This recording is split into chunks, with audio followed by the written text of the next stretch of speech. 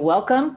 This is our last session, at least for this year's virtual PortGen, that is being sponsored by the Port of Seattle and also in conjunction with Department of Transportation, the Small Business Transportation Resource Center. And today here with us, because it is our last session for this year for this class, is Director Mian Rice to give us some words and to talk to everybody and address all of the participants. So Director Rice, thank you for being here with us.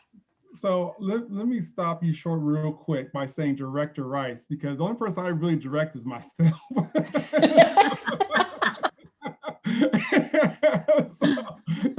And my staff is the one who directs me and tell me what I do, as well as Daryl and everybody else. So, and Lily. So all you guys will laugh because you know it's true. So mine is fake. Right.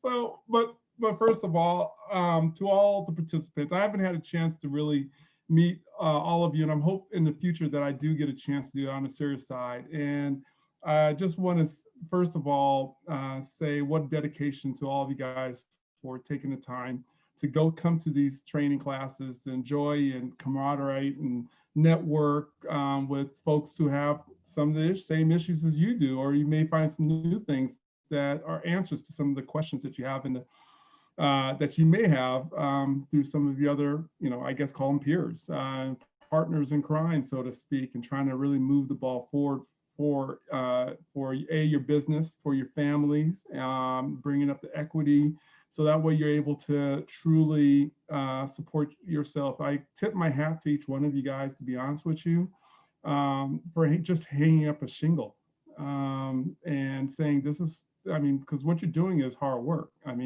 it's not easy. And you're in a area in the fields that realistically, it's especially in Washington State, it's tough. So really appreciate a lot of you guys' dedication. I want to get a chance in the future to meet each one of you, have one-on-one conversations and talk a little bit further about the Port of Seattle and a lot of the things that we're doing in the future. I did want to make some true thank yous to the team here. Lily, thank you so much for all your efforts, and Tanya, Mata, you're awesome as usual. You already know that, especially since you had the Seahawk logo behind you. That's right. Jessica, thank you for keeping all of us on track, and Daryl, you've been a stalwart for many years now. Since, in fact, Daryl was one of the original folks when Tina and I first got started, the original PortGen, or Port of Seattle Small Business Generator, so PortGen for short. So Daryl was there from the very beginning. So I appreciate your time. And, Marnie, thank you. You're awesome. But before I go any further, what is that to the next of you? Is that burning? What's that? What is that, Marnie? Oh, you're muted, Marnie. It's my humidifier, so it's just a little steam. Oh, okay. All right. I was about to say you better get that coffee. It's not smoke for sure. Copy that. Well, I hope everyone got something out of it. For all the presenters and teachers, thank you. And I hope you, as the class and the folks who are signing in once a week and learning, hope you're getting the information that you are looking for, including you, George. I'm gonna give you a hard time from here on in. But yeah, this is a really cool time period. Unfortunately, we are not seeing each other in person, but I'm hoping in the future that we will get a chance to meet, because I'm really excited about each one of you guys' development, and also at the end of the day, it's about opportunities and getting contracts. So and if you have ideas and ways that we as a Port of Seattle, or something I can do, or my team, Tamika or Tina, to support you in making sure that you have all the information and all the knowledge sets, and to win those awards, those contracts, let us know. because we're here for you. We're part of the foundation, and that's the reason why the diversity and contracting department was created. It was basically to support businesses such as yours to actually succeed, not just with the Port of Seattle projects, but also other like projects. Sound Transit, City of Seattle, King County, go down a list, and that's government contracts. And government contracts, as I think you all have realized, is a little bit different than private. There's a lot of nuances behind it. And so we're going to continue to move forward on these advanced PortGens. This is not the regular, just normal, PortGens. These are something that's a little more focused for you. And if you have ideas or other information for future advanced PortGens, please let us know. Fill out the surveys. Please let us know if this is even worth it for you. Did you even get anything out of it? So please do that. Lastly, one of the other elements that I did want to bring up as well is next year, on top of this, another round of advanced PortGen, we're going to do some accelerator, even more fine tuning of a lot of businesses. And so there's going to be some applications coming, requests for applicants to be part of the accelerator program. So, and Tamika is leading that one up. And how's it go? Be prepared to get something in your mailbox soon for that opportunity. So with that, I am done blabbing away because I can talk for about an hour. So I know that we don't have that much time in the day. So let me shut up and move on. Thank you again for everybody. Appreciate it. Thank you, Mian. The other thing that I wanted to say is we're so happy that we have been blessed to have Tamika and Tina joining us for every single one of these construction and A&E PortGens. Sometimes all of the information that is being shared, they'll chime in. Tamika has a diverse background, and so she's been able to chime in and really explain things from when she worked for a larger general contractor, and that's been very, very helpful for our firms. Tamika, because this is our last session, Jason Jocson, I just want to point out, see how Tamika's wearing that Seahawks hat? So it will happen, Jason. You will leave the 49ers because now you live in Washington. So Tamika, let's go ahead and have you say a few words to our firms. Real quick, I just want to say something real quick. So let's be clear. Tamika's a cowboy. Me, be quiet. Me and go on mute. Be quiet. I'm a Cowboy fan as well. I muted Mian. Yeah. I'm a Cowboy fan. I muted Mian. I will not let him talk. Hey, I'm a Cowboy fan too, so sorry. For the record, when in Rome, do what the Romans do. Mian, I love you, but my heart is with the Cowboys, okay? I can't believe it. Sorry, Lily. But Buster. Yes. He's a buster. Thank you all so very much. This time frame has actually gone by rather fast. Kind of like Lily, I wasn't sure 6-7 weeks. I thought that would be a little too long, but I appreciate everyone for sticking with it. It has definitely been a pleasure. And again, the time frame has gone by very fast. Like Mian said, I hope you all have gotten something out of it. By all means, we really appreciate the fact that you have been diligent and committed. Please ask questions, continue to network. We really want you to succeed. And again, the Port of Seattle is taking this seriously. We want to have more diverse businesses, particularly those of women and minorities. So again, we have opportunities. We want you to be ready. Having this advanced PortGen gives you that tool. And again, just utilize it. If you have any questions or concerns, we are here to help. And again, thank you so very much for your dedication. Thank you, Tamika. And Tina, I know we can't see you, but thank you too for being here and supporting all of our firms that have been participating every single week. Thank you to the Port of Seattle for the sponsorship, because without that sponsorship, this would not be possible. And the other half of the sponsorship, United States Department of Transportation, Small Business Transportation Resource Center Director is Lily Keefe. So Lily, before we start our last session, I know it's so sad. I feel sad, but we'll see everybody again because we're gonna be talking to you. Why don't you go ahead and address our participants?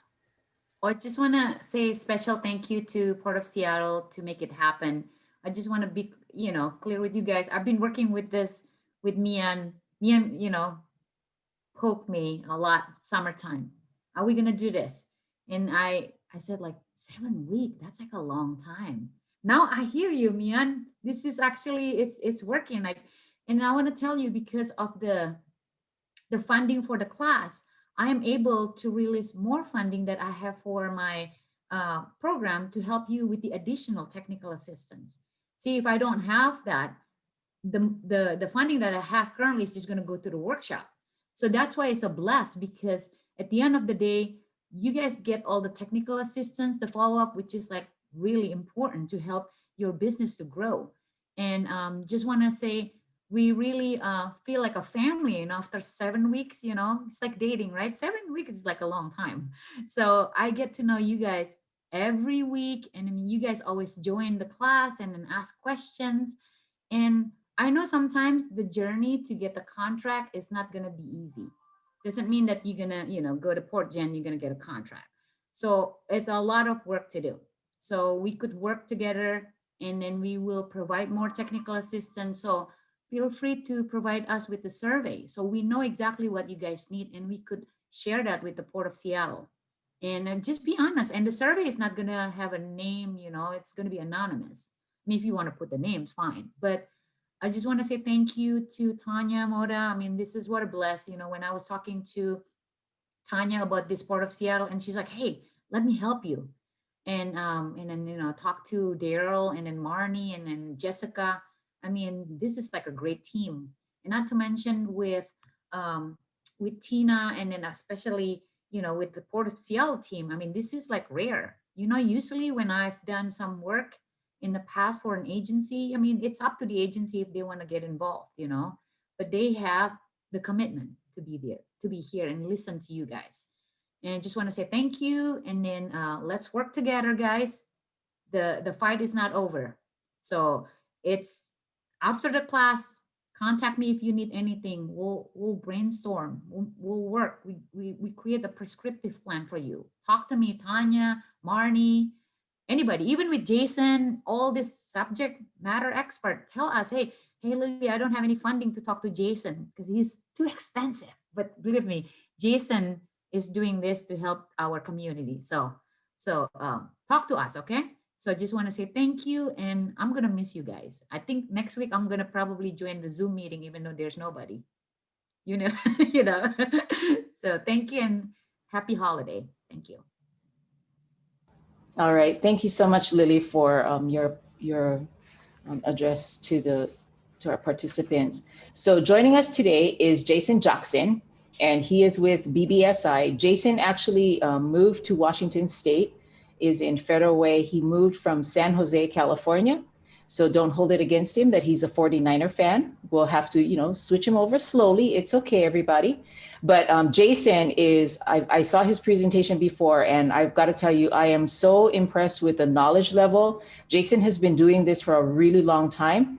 And so to even say subject matter expert is not enough kudos for Jason. Jason is very committed to helping this community of small businesses, especially minority-owned businesses and just small business owners that are out here trying to understand what their responsibilities are as far as HR issues, because it can be a costly event if you don't know what you're doing. So Jason, I just want to say thank you so much for being here with us. We so appreciate you, coming in and sharing your expertise with us.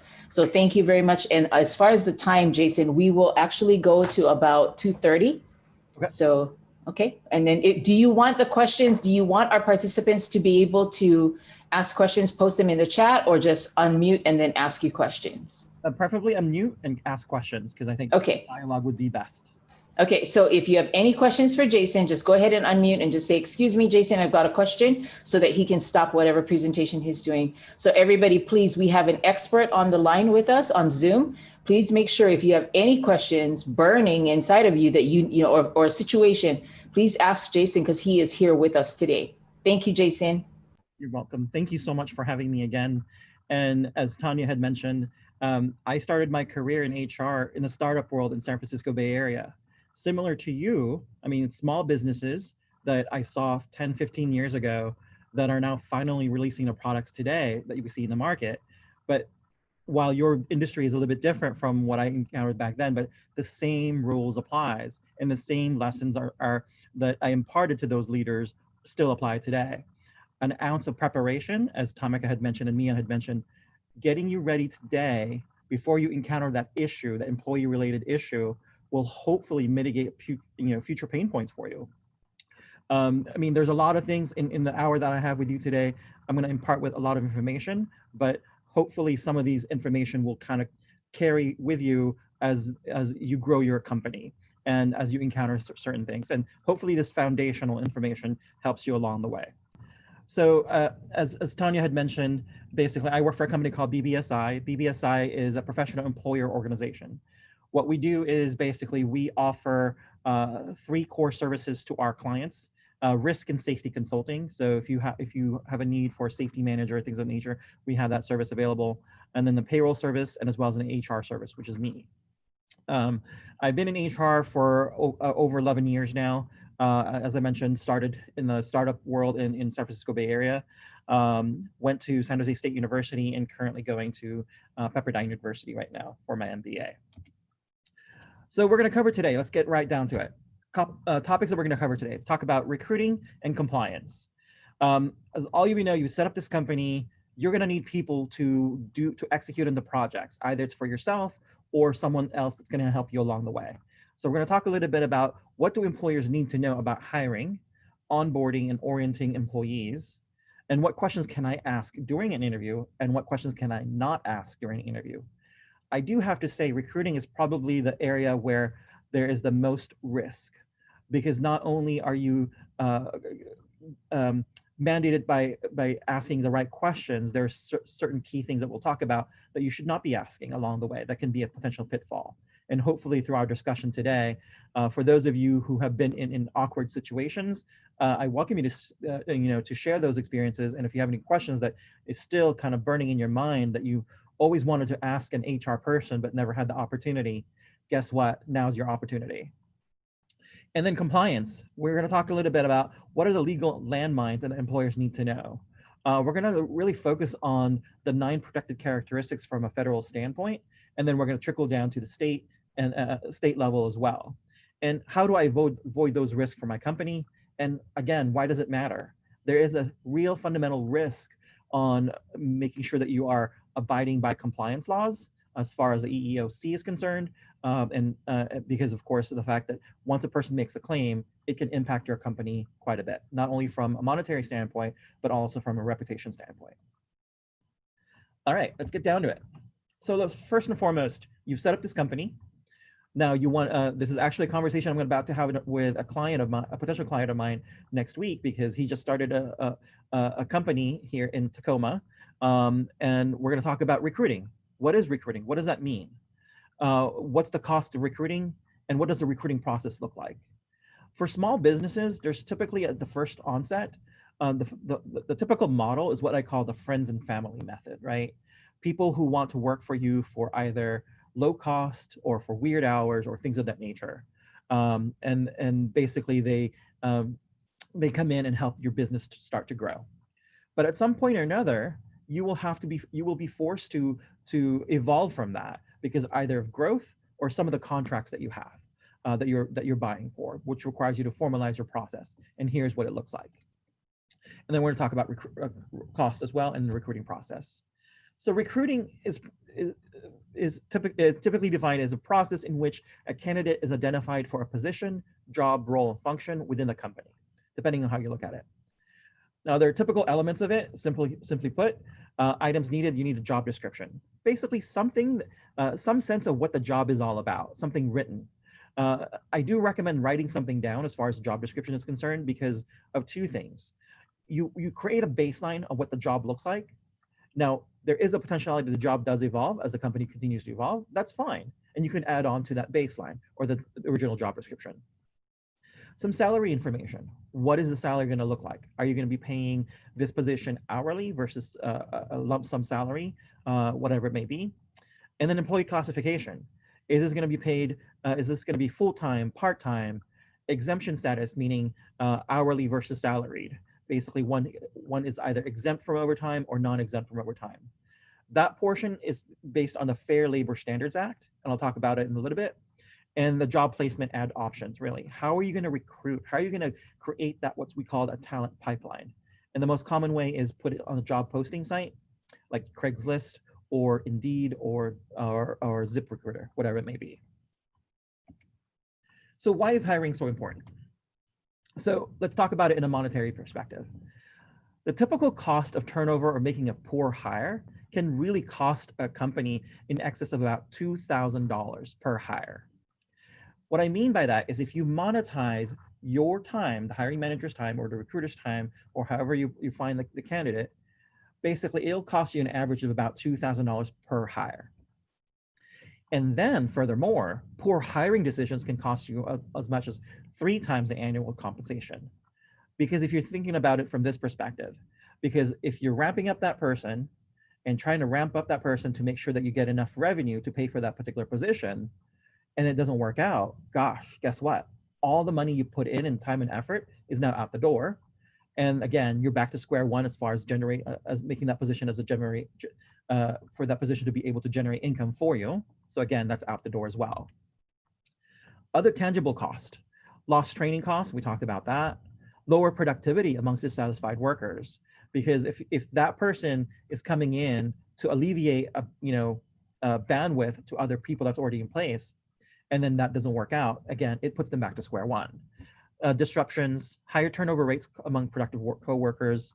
It does trickle down because it can be perceived that if you can't keep if you're bringing in someone new and they keep on constantly churning, that means there's an issue there, either from a hiring perspective or whatever it may be. And also damages to reputation. We all know about this website called Glassdoor.com, where employees can basically, at their own volition, can make a comment about your company, and that's readily available for anyone to see. So again, that's a potential out there, and there's also the fact of the word of mouth from other people. And again, the most important part is probably lost management time. All the time and effort to identify an individual, to ramp them up, and all of a sudden you lose them. Again, that's why hiring is so important. Now, how do we make a successful hire? My most recommended way is basically, if you have a position in place, whether it's administrative assistant or a line employee or whatever it may be, a journeyman, a structured, formal interview always outperforms unstructured or informal interview. Now, let's pause there for a moment and let's give it a big, delineate that for a little bit. A structured interview means that you have a job description in place, you know what the job is all about, and from that job description, you're going to be able to develop questions on what you're going to be asking the candidate for. Basically past experiences, what their current skill sets are, their abilities, right? And basically matching to the job description. Conversely, if you don't have that and you just basically go off the cuff, can you really measure that conversation or that interview based on other conversations? How can you really measure that if you don't have any prepared questions or prepared or understanding what you're going to be looking for during that interview? So again, it's very difficult to ascertain if that person does fit that job. So again, being prepared increases the chances of a successful outcome. Develop questions, like I mentioned, that will help you answer 2 fundamental questions, really. An interview or a recruiting process typically helps you answer questions such as, can the candidate perform the job? And can my employees or I work with this person? So I'm going to separate those two. The first part is, can a candidate perform the job? That's a technical skill set. Those are technical questions that you can derive from that particular job description and ask that particular candidate. So any questions such as, for example, if you're hiring for an admin assistant, and if an admin assistant is required to use Microsoft Word, you're going to ask that question. Can you use Microsoft Word, and what can you do in Microsoft Word? The level of specificity depends on the level of the position, right? So depending on the transaction that you're looking for. The second part is probably as important as the skill set. can my employees or I work with this candidate? What I'm really saying there is about cultural fit. I've been in large and small companies where you have a superstar person coming in, we pay tons of money for that person, but just has the wrong attitude, the wrong personality fit. And guess what that creates? It creates infighting, and it creates discord amongst your workforce. And again, if you monetize that, how much is you as a business owner or a manager going to spend time to remedy that situation? So you have to think of it from that perspective. So, and as well as your own employees, because if you already have a star performer in your workforce, and you bring someone in that quote unquote what we call a cancerous employee, what's going to happen to that person? That person has now become a flight risk for you. So again, the ripple effects are many.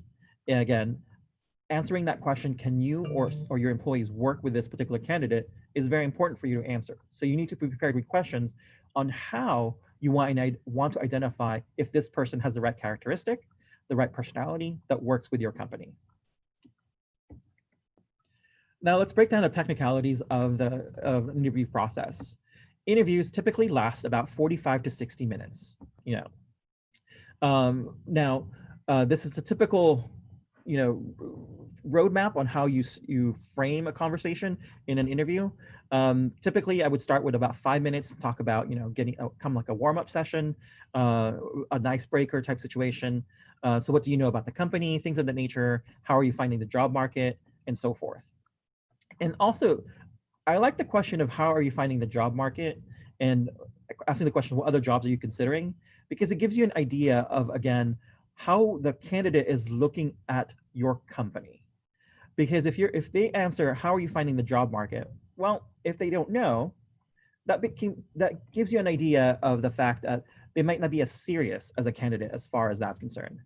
And if they're saying if they ask the question, what other jobs are you considering? Such as, well, I'm not considering any other jobs. So that brings the question of, why is this the only company you applied for? What is it about this company that attracted you? So it creates that dialogue. You have to be inquisitive as much as possible on what it is that person is looking for. And then after you warm up the conversation, go into experience and skill sets for about 10 and 20 minutes, ask clarifying questions about background and skills. And especially if you have a resume in hand, definitely dig in to the background and skill set that they put into the resume. There's several scenarios that you can think of, right? For example, if someone puts, for example, I can use Microsoft Word, I've used it for 5 years. Great. Well, what is it in Microsoft Word have you used? Have you developed memos? Have you developed a communication plan in Microsoft Word? Or for example, Excel, what type of transactions or commands in Excel can you do? Can you do pivot tables and things of that nature? Can you do macro tables?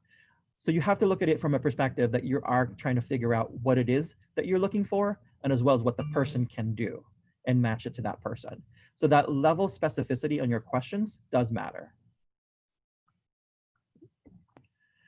And then let's talk about, and then the next part is competencies. Refer to the hiring profile. Basically, again, what a hiring profile is knowing what it is that you're looking for, which is a job description, right?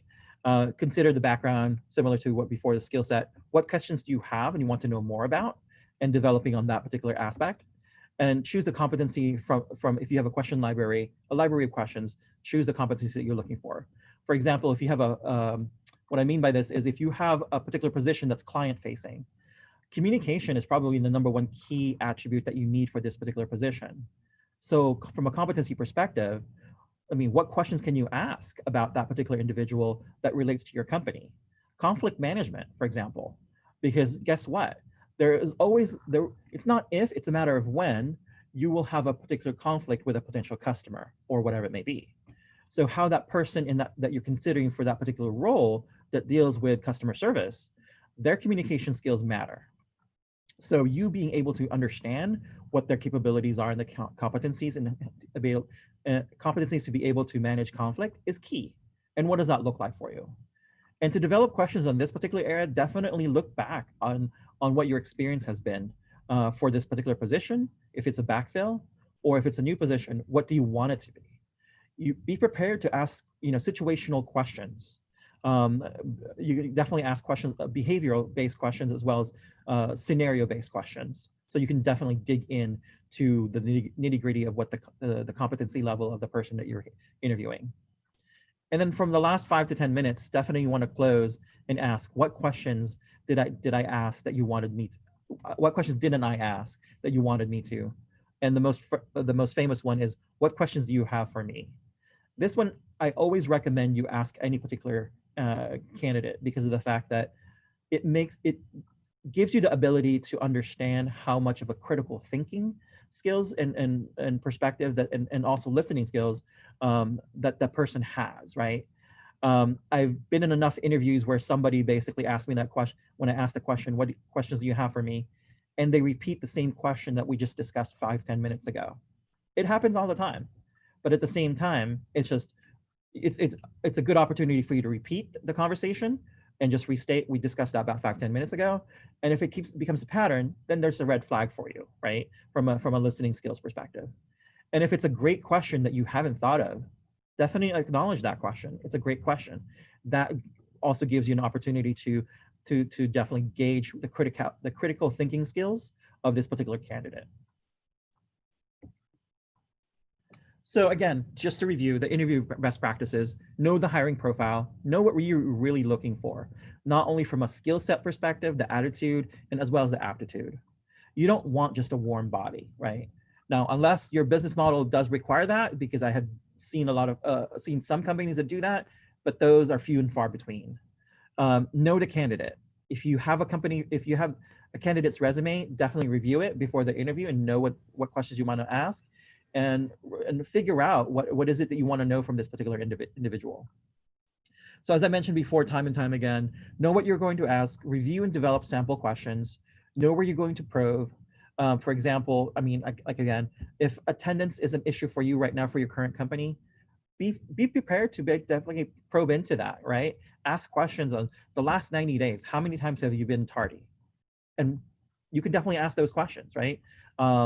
And the candidate will either be forthcoming with you or basically and tell you, yes, I've been tardy 5 times because I've had issues from daycare perspective, right?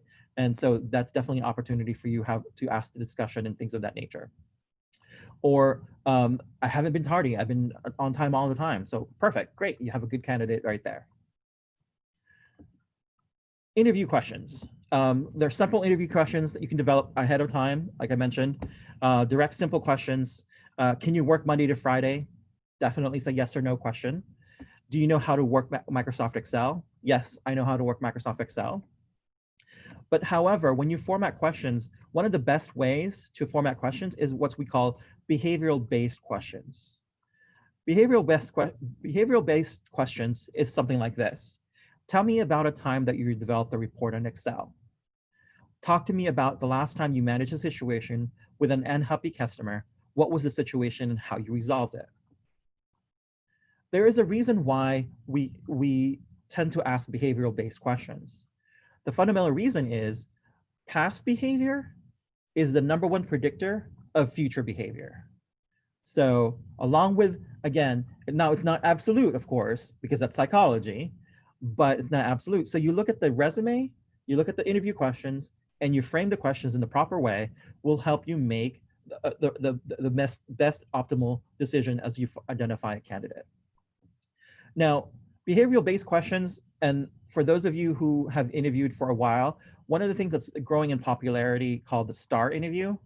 I'm not sure if everybody, I don't have it in my deck, but one of the things that's come up for me in these type of presentations is, if you have time on how you want to format responses from candidates, ask them to Google STAR interview method, and for yourself as well. It helps you to break down and analyze the responses from your candidates. So definitely make a note of that, STAR interview. So as we go through the interview process, basically ask yourself, is it okay to ask these type of questions? So we've been talking a little bit about questions, developing questions and things of that nature. You have to also be careful how you frame the questions, right? Some questions can be like, which do you prefer, Star Wars or Star Trek? The question then becomes, what's the relevancy of this question? What does it have to do with my business, right? So I did have a client at one point did ask that question, Star Wars or Star Trek. So you're probably thinking, why? What does it matter? What is it going to do for me? Well, as it turns out, this client was actually a game developer. So they wrote codes for games and things of that nature. As a gamer, for those of you who have any gamer friends, kids, or whatever it may be, these are people who are known, for technology and knows from the pop culture of Star Wars and Star Trek. So that's why they're trying to figure out, basically, from a cultural fit perspective, do they have someone who is a Trekkie or someone who loves Star Wars, right? So it can effectively answer that question, because you can very well have a game developer that's not keen to that and have no response, and that kind of gives you a potential red flag, I should say, that they may or may not fit in the culture that you have built in your company. So it depends on that particular question. However, the reason why I bring this up is you really have to stay away from questions regarding any equal employment opportunity protected characteristics. And there's 9 of them. And I'm going to go in more detail. But right now, basically, questions that relates to age, race, ethnicity, color, country of origin, sex or gender, religion, disability, marital status, and so forth. And then Washington, of course, more recently, the Fair Chance Act, meaning you cannot ask questions about any criminal background. You cannot ask questions about criminal background during the interview. You can only ask it at only one particular time, is during a time of offer. And we'll talk about that in a little bit. I'm going to pause here. Any questions on the protected characteristics? All right. So other common pitfalls and common mistakes during hiring. As I mentioned, hiring friends and family, the friends and family method, typically common at the beginning stage of any company, any small companies. I see it all the time. But again, you got to be careful about that, because as your company begins to grow and you invite other people in that's not part of your family or not part of your friend circle of friends, there could be a perception of nepotism, right? And preferential treatment. So you got to be careful about that, because that can easily hinder morale within an organization. Hiring individuals with close friendships or romantic relationships in the department or under the same owner, also got to be careful about that, because if you are the owner of the company or the hiring manager and you hire your partner or the person you're dating, that definitely creates issues and clear signs of preferential treatment.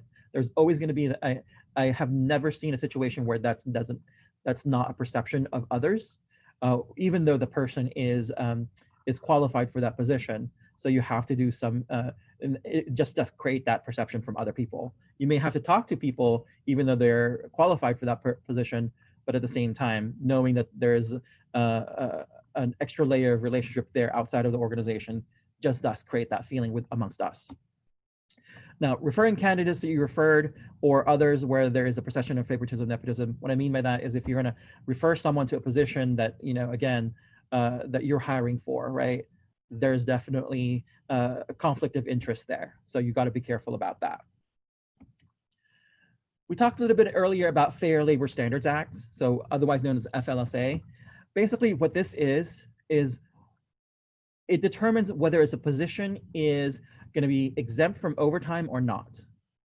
Now, you can pay everyone hourly and make them subject to overtime, and that's perfectly fine. But you have to monitor the hour time aspect. So now we have the 2 particular classifications: exempt or non-exempt. Exempt individuals are typically paid salary. These are individuals like on a manager level position, positions with particular autonomy that operates on their own. And you have hourly people that needs to be directed on a case by case, on a project, on a task by task basis, I should say. These are individuals typically labeled as non-exempt, meaning they are subject to overtime rules. And again, in the state of Washington, overtime is you have to define your work week, which is typically 12:01 on Sunday morning till 11:59 on Saturday evening.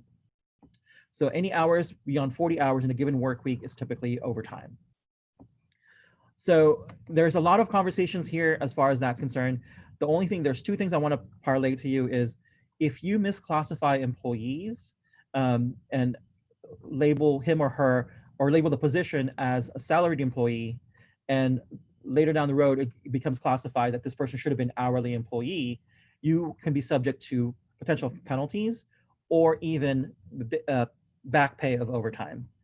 So just a heads up, I'm not sure if anybody was watching the news yesterday. I guess a famous scone maker in the Puyallup Fair was assessed an L&I fee because they violated labor hour laws, and this is what I'm talking about. So things like that of nature as far as that's concerned. To help you along the way to make sure that you classify, to help you classify your employees a lot better, there is a URL on this PowerPoint deck that is gives you a questionnaire really to help you understand what the position looks like and whether they should be exempt or non-exempt. And again, if you have any questions whatsoever that you can't get from this tool, definitely reach out to me. I'll be more than happy to have a conversation with you. Okay. Other resources for job description templates, if you've never filled out a job description or created one, Indeed has an awesome template. It's free. Again, go to Indeed.com website, resource tab, and hiring resources, and there's one there. Pay information. If you have any questions about how much to pay a particular position, there's, again, typically two ways. One is through friends and family, or through this networking team. If you have similar jobs, you can definitely ask another business owner, business leader, hey, how much are you making? How much are you paying that particular position, right? If it's $15, $20 an hour, whatever it may be. You can also go to a company called PayScale or salary.com. There's a lot of them. PayScale is my preferred one. There's a free portion and there's a paid portion. The free portion, you just have to answer a couple of questions, but basically it'll ask you, what's the title of this position? Where is it located? Because region does matter. Because if you pay the similar position I think most of you know this, if you pay someone in Seattle one position and you go down to, I don't know, Buckley, it's definitely different pay rate for the same position because just the economy is just different. Pay scale is definitely a good way to get started in that particular aspect. And then also from legal aspect, from legal research, NOLO is a free database for a lot of legal information. I still go to NOLO from time to time.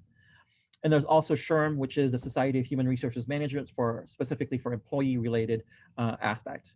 But of course, whatever governing agency that you're dealing with, I go on L&I's website all the time, and as well as the respective cities and counties website to get more information about employee-related compliance. Okay. All right, so that was it about recruiting. Any questions so far before I go to the next topic? Okay. All right, let's talk about employment law compliance. Actually, Jason, I have a quick question. Sure. For federal contracting, is there any regulation that precludes you from hiring based on hub zone location? Are you familiar with hub zone certification requirements? Okay. Hub zone is a certification that federal contractors can get. It's based on where your office is located and where your employees live. So my question is there any laws against including or hiring based off of the location of where that person lives? So for example, if my job requires me to hire someone within King County, but the person lives in Snohomish. Correct. Right. So just as long so outside of that contract, no, right? You can't disqualify someone based on where they're at. Okay. But however, with the contract in place, now you put that layer on there, there is a requirement for some reason or another that was deemed that this particular contract is subject to that rule. Mm-hmm. So you're okay in disqualifying people who apply for a job that's outside of that particular parameters. Okay. But it has to be specific for that contract. Correct. Right. Thank you. You're welcome. Jason, I've got a question before we move on. This has to do with vulnerable population, Okay. especially for like our construction firms that are on participating. So let's say they're going to go work at a school, or it could be even like an old folks, like retirement care, a retirement facility. So they're considered vulnerable population in hiring. So if the school is open and they're going to be doing some work and children are around, if they're interviewing for that, they need to know that there's certain things that are not in the background of the person because they're going to be exposed to a vulnerable population. But you said that during the interview process, you cannot ask those questions. For those specific jobs, can they ask, can you pass a background test because this, or background check because we are going to be working with vulnerable population?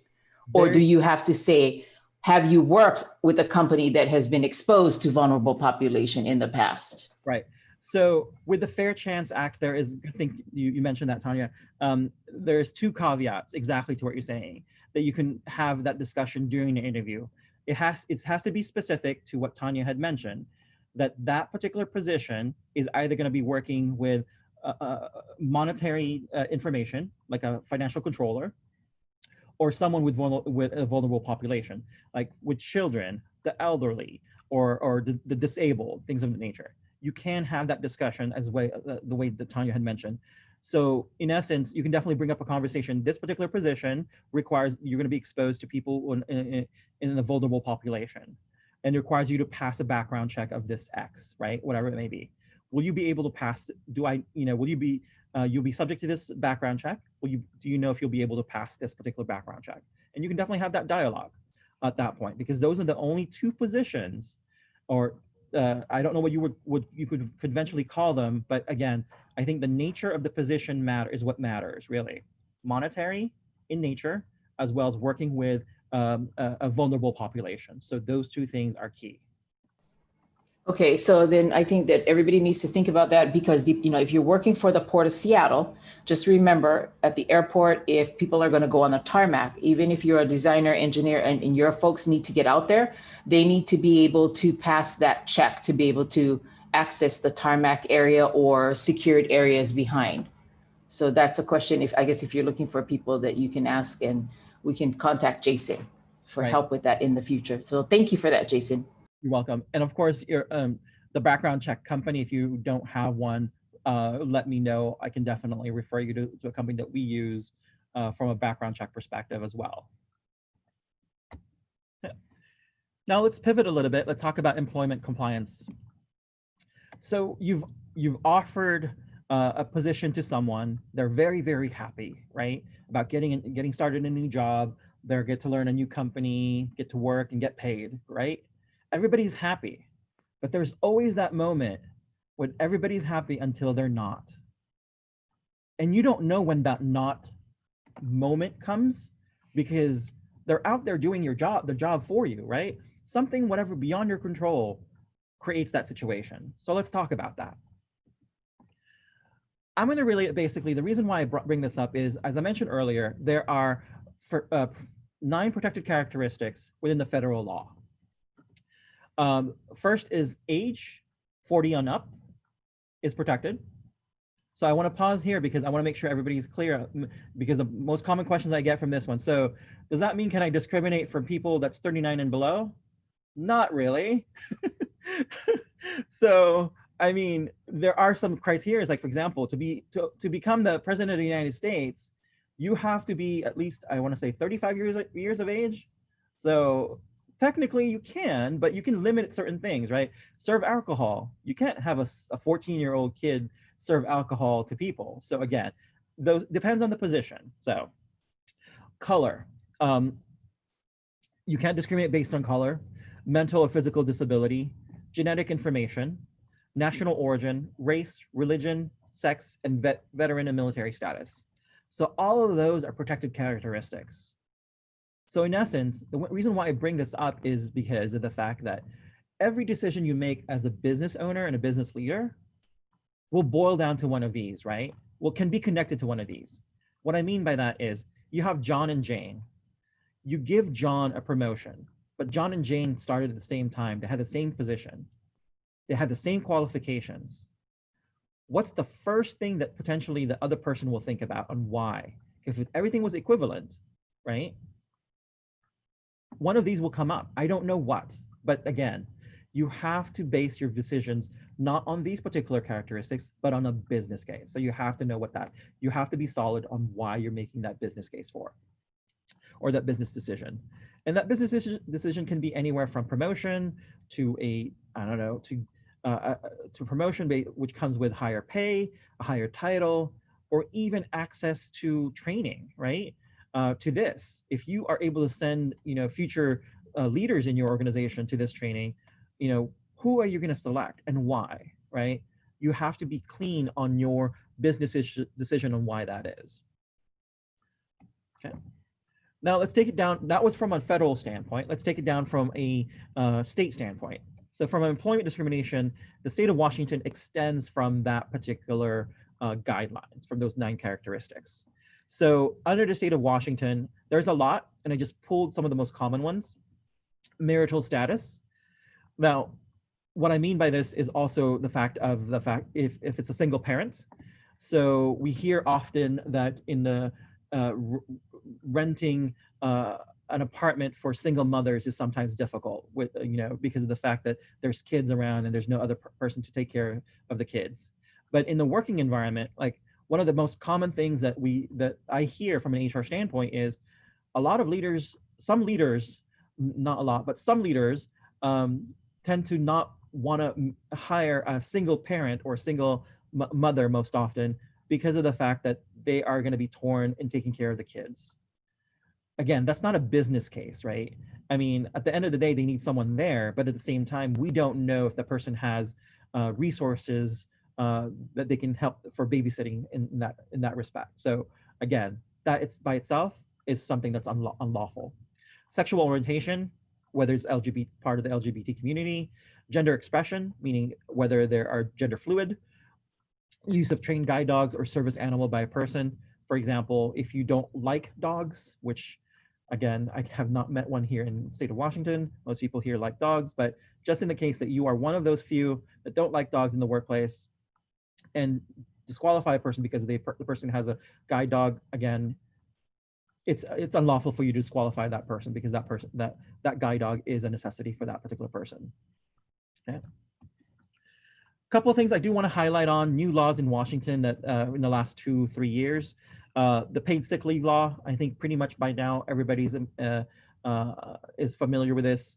The state of Washington does require a mandate for every employees to have, for every employees working 40 hours should be given 1 hour of paid sick leave. And there are other criteria associated with that, but that's just a high level.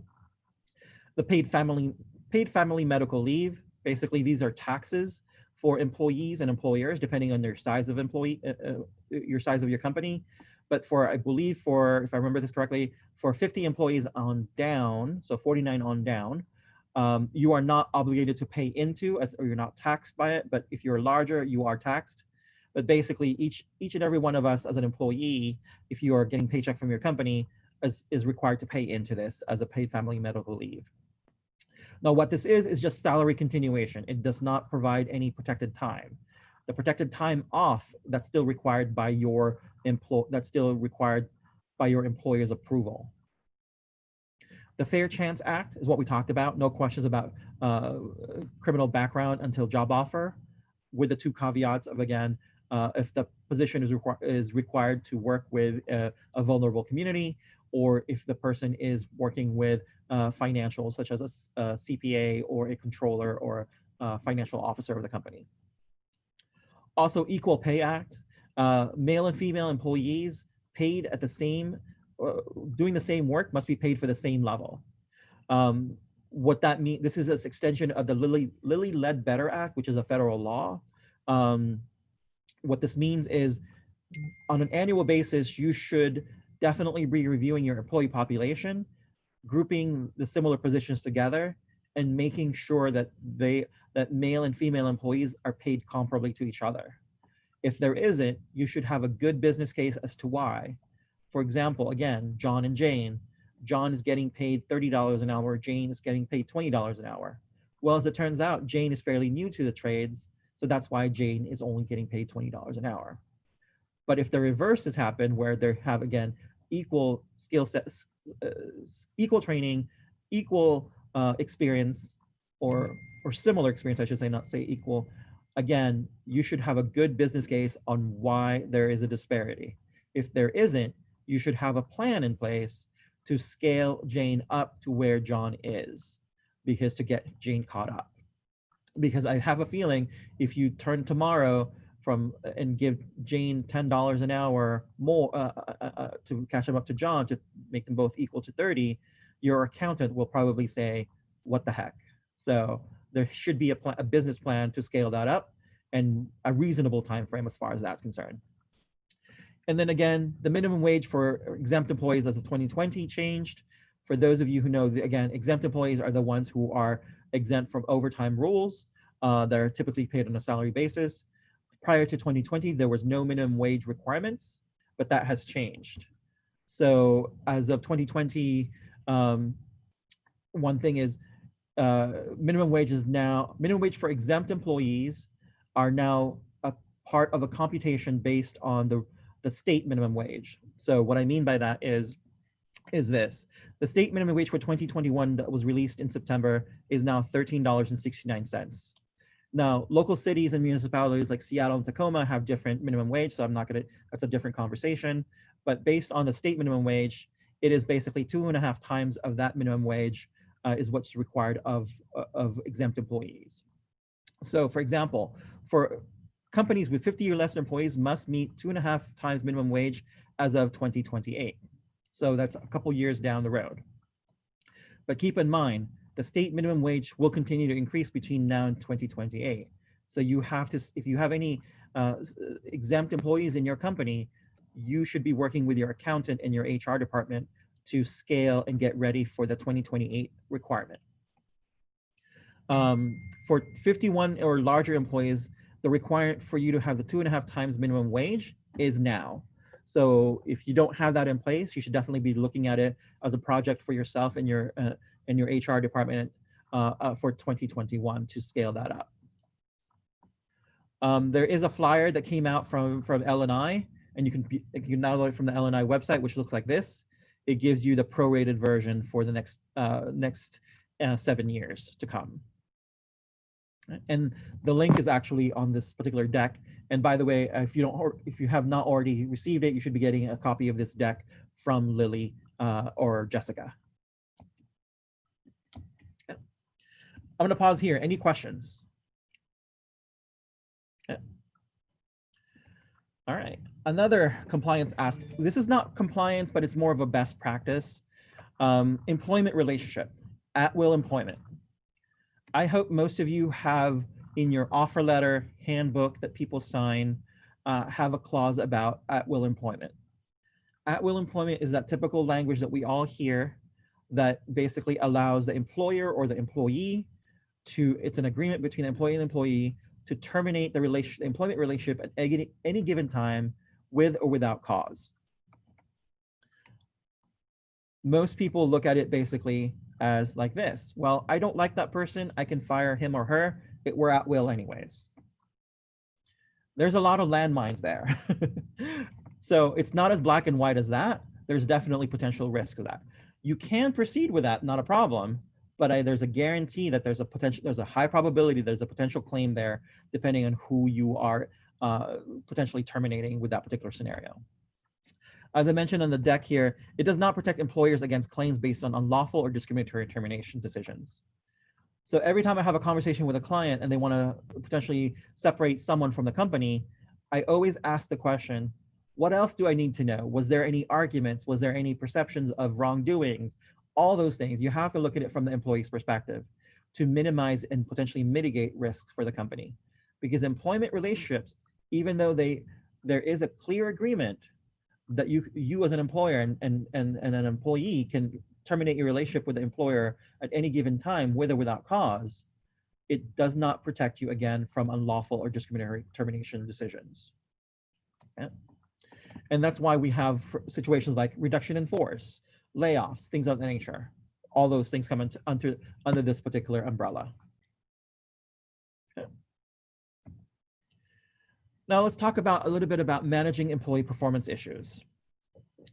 Now we're shifting into a situation where we're going from the compliance aspect to exiting an employee because of the fact that these decisions of managing for performance, which potentially can exit the employee out of the company, has to be free and clear from that protected characteristics, right? Because the moment that you lose sight of that, you are potentially bringing in risk to your company. So let's talk about managing employee performance. There are different methods to managing performance issues. And typically it's boiled down to two particular scenarios, which is what I call a case-by-case method or a progressive disciplinary methodology. And we'll break down both in a little bit. So managing employee performance based on a case-by-case method typically looks like this. Somebody, for example, I don't know, didn't follow standard operating procedure. This allows the situation, this allows the managers to apply consequences that is indicative of that particular infraction, right? If it's the first time, great, Jason only did, like say for example, it was me, Jason didn't follow procedure for the first time, great. And the impact of that is minimal because, I don't know, payments were late, I didn't mail out the invoice in time or whatever it may be, that's fine. It's minimal implications to the company. It's a coaching and counseling, right? Don't do it again, or otherwise we'll be subject to further disciplinary action. So the question maybe is, why is this an issue, right? As far as case-by-case basis, because here's where it comes into play. The situation that I outlined is very nominal, meaning very small, right? The impact is small to the company, it's menial, but at the same time, it could very well be, okay, I don't know, I forgot to send out an invoice on a $2 million invoice that needed to be paid within 30 days, right? And any day you don't have that money, you lose out interest, which is quite a bit on $1 million. Similar situation, but now the impact is a little bit larger. So again, do you then now discipline the person the same way? Don't know, depends on your company. Hence, the picture that I'm trying to create for you is this. The pitfall is this case-by-case method is prone to inconsistency. So it relies on the person's judgment of the situation and can be applied differently from person to person, depending on the infraction. So there's definitely some holes to pull there. So as far as that's concerned. The other methodology is what's called the progressive disciplinary method. This is a tier-based methodology, which basically, as the infraction gets more frequent, the consequences gets heightened as well. So the first consequence is verbal. The second offense is written warning. The third offense is probation. The fourth offense is termination. This is just a facsimile of what it can look like. It can be different from your company as well. The potential concern here is this. Similar scenarios that I mentioned before, if you have a progressive disciplinary policy in your company, what it does prevent is this. If my first infraction is egregious enough, right, and has egregious impact to the company, you then are still subject to this progressive disciplinary action. So you have to go through tier 1, tier 2, tier 3 before you can potentially eliminate that person in that particular position. Okay. So again, covering the pros and cons, typically works in a very regimented environment as far as the progressive disciplinary method, applied to large workforce of similar functions. So if you have, for example, one of my clients is a manufacturing company. We have very similar positions. We employ about 200 employees, and they're all pretty similar. So we apply this particular method to that position, to that position, because it's a large workforce. It sets a clear expectation and enables my managers to apply across the board. Again, the cons are must adhere to the process. It's a little bit inflexible. However, the inflexibility can be curtailed if your handbook has this progressive disciplinary action and also a clause that clearly states that depending on the severity of the infraction, you as management or a manager can circumvent the tiered process. Does that make sense? So if it's egregious enough, you don't have to go through the fourth offense before you can terminate this person. You can go immediately to termination if the situation warranted it. You can only do that if you have that particular writing in your handbook that stipulates that you have that clause that you can circumvent that based on egregiousness of the infraction. And it has to be clear. Okay. Otherwise, if you don't have that, deviation creates a situation of potential discrimination, because why did you let Jane do this and not me? So, and it can also be impractical for small business owners, and also it can be time consuming, right? So as far as that's concerned. All right.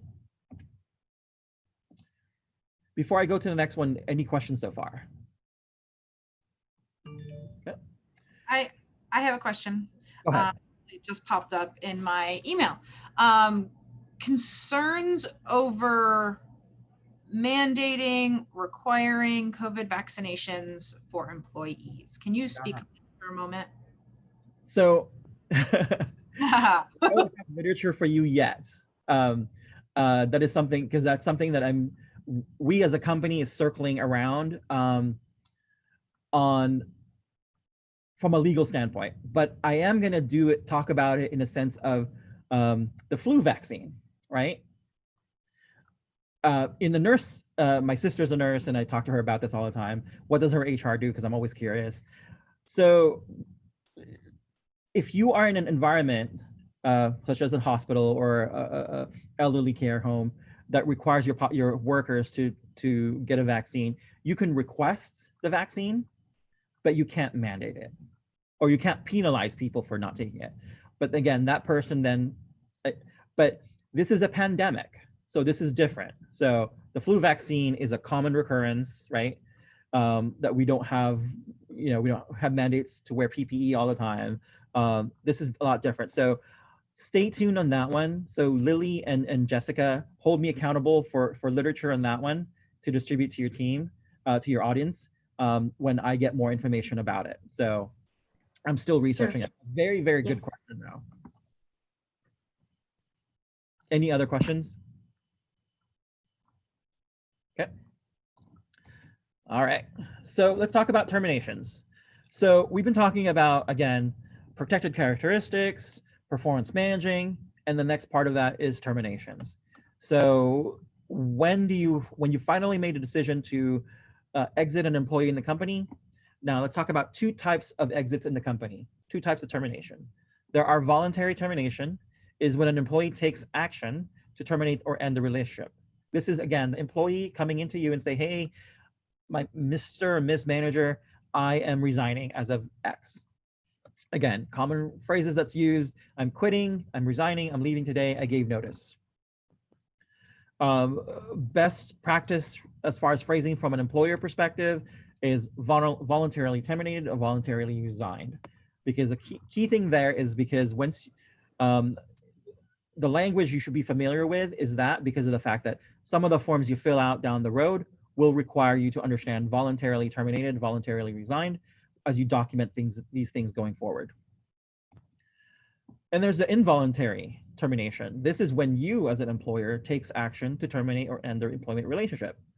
Common phrases are fired, laid off, canned, let go. However, I strongly recommend to you not use any of those words except to use involuntarily terminated.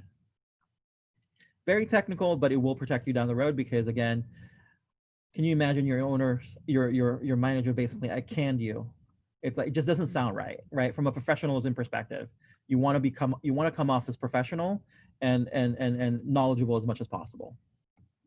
Okay. Reasons why terminations occur. So for voluntary terminations, typically better opportunity, job alignment, meaning the person, whatever they wanted to become next year or 5 years down the road, they're not getting it here. Manager alignment, I don't get along with my manager. Pay issues, I'm not getting paid enough. That's why I mentioned pay scale earlier, because it'll give you market rates as well. Development. So if I want to become a manager tomorrow, but I'm still a line employee, but there's no path for me to go to that perspective, there's no training opportunity, and again, I'm not going to get it here, so I'm going to look elsewhere, and all of the other things, right?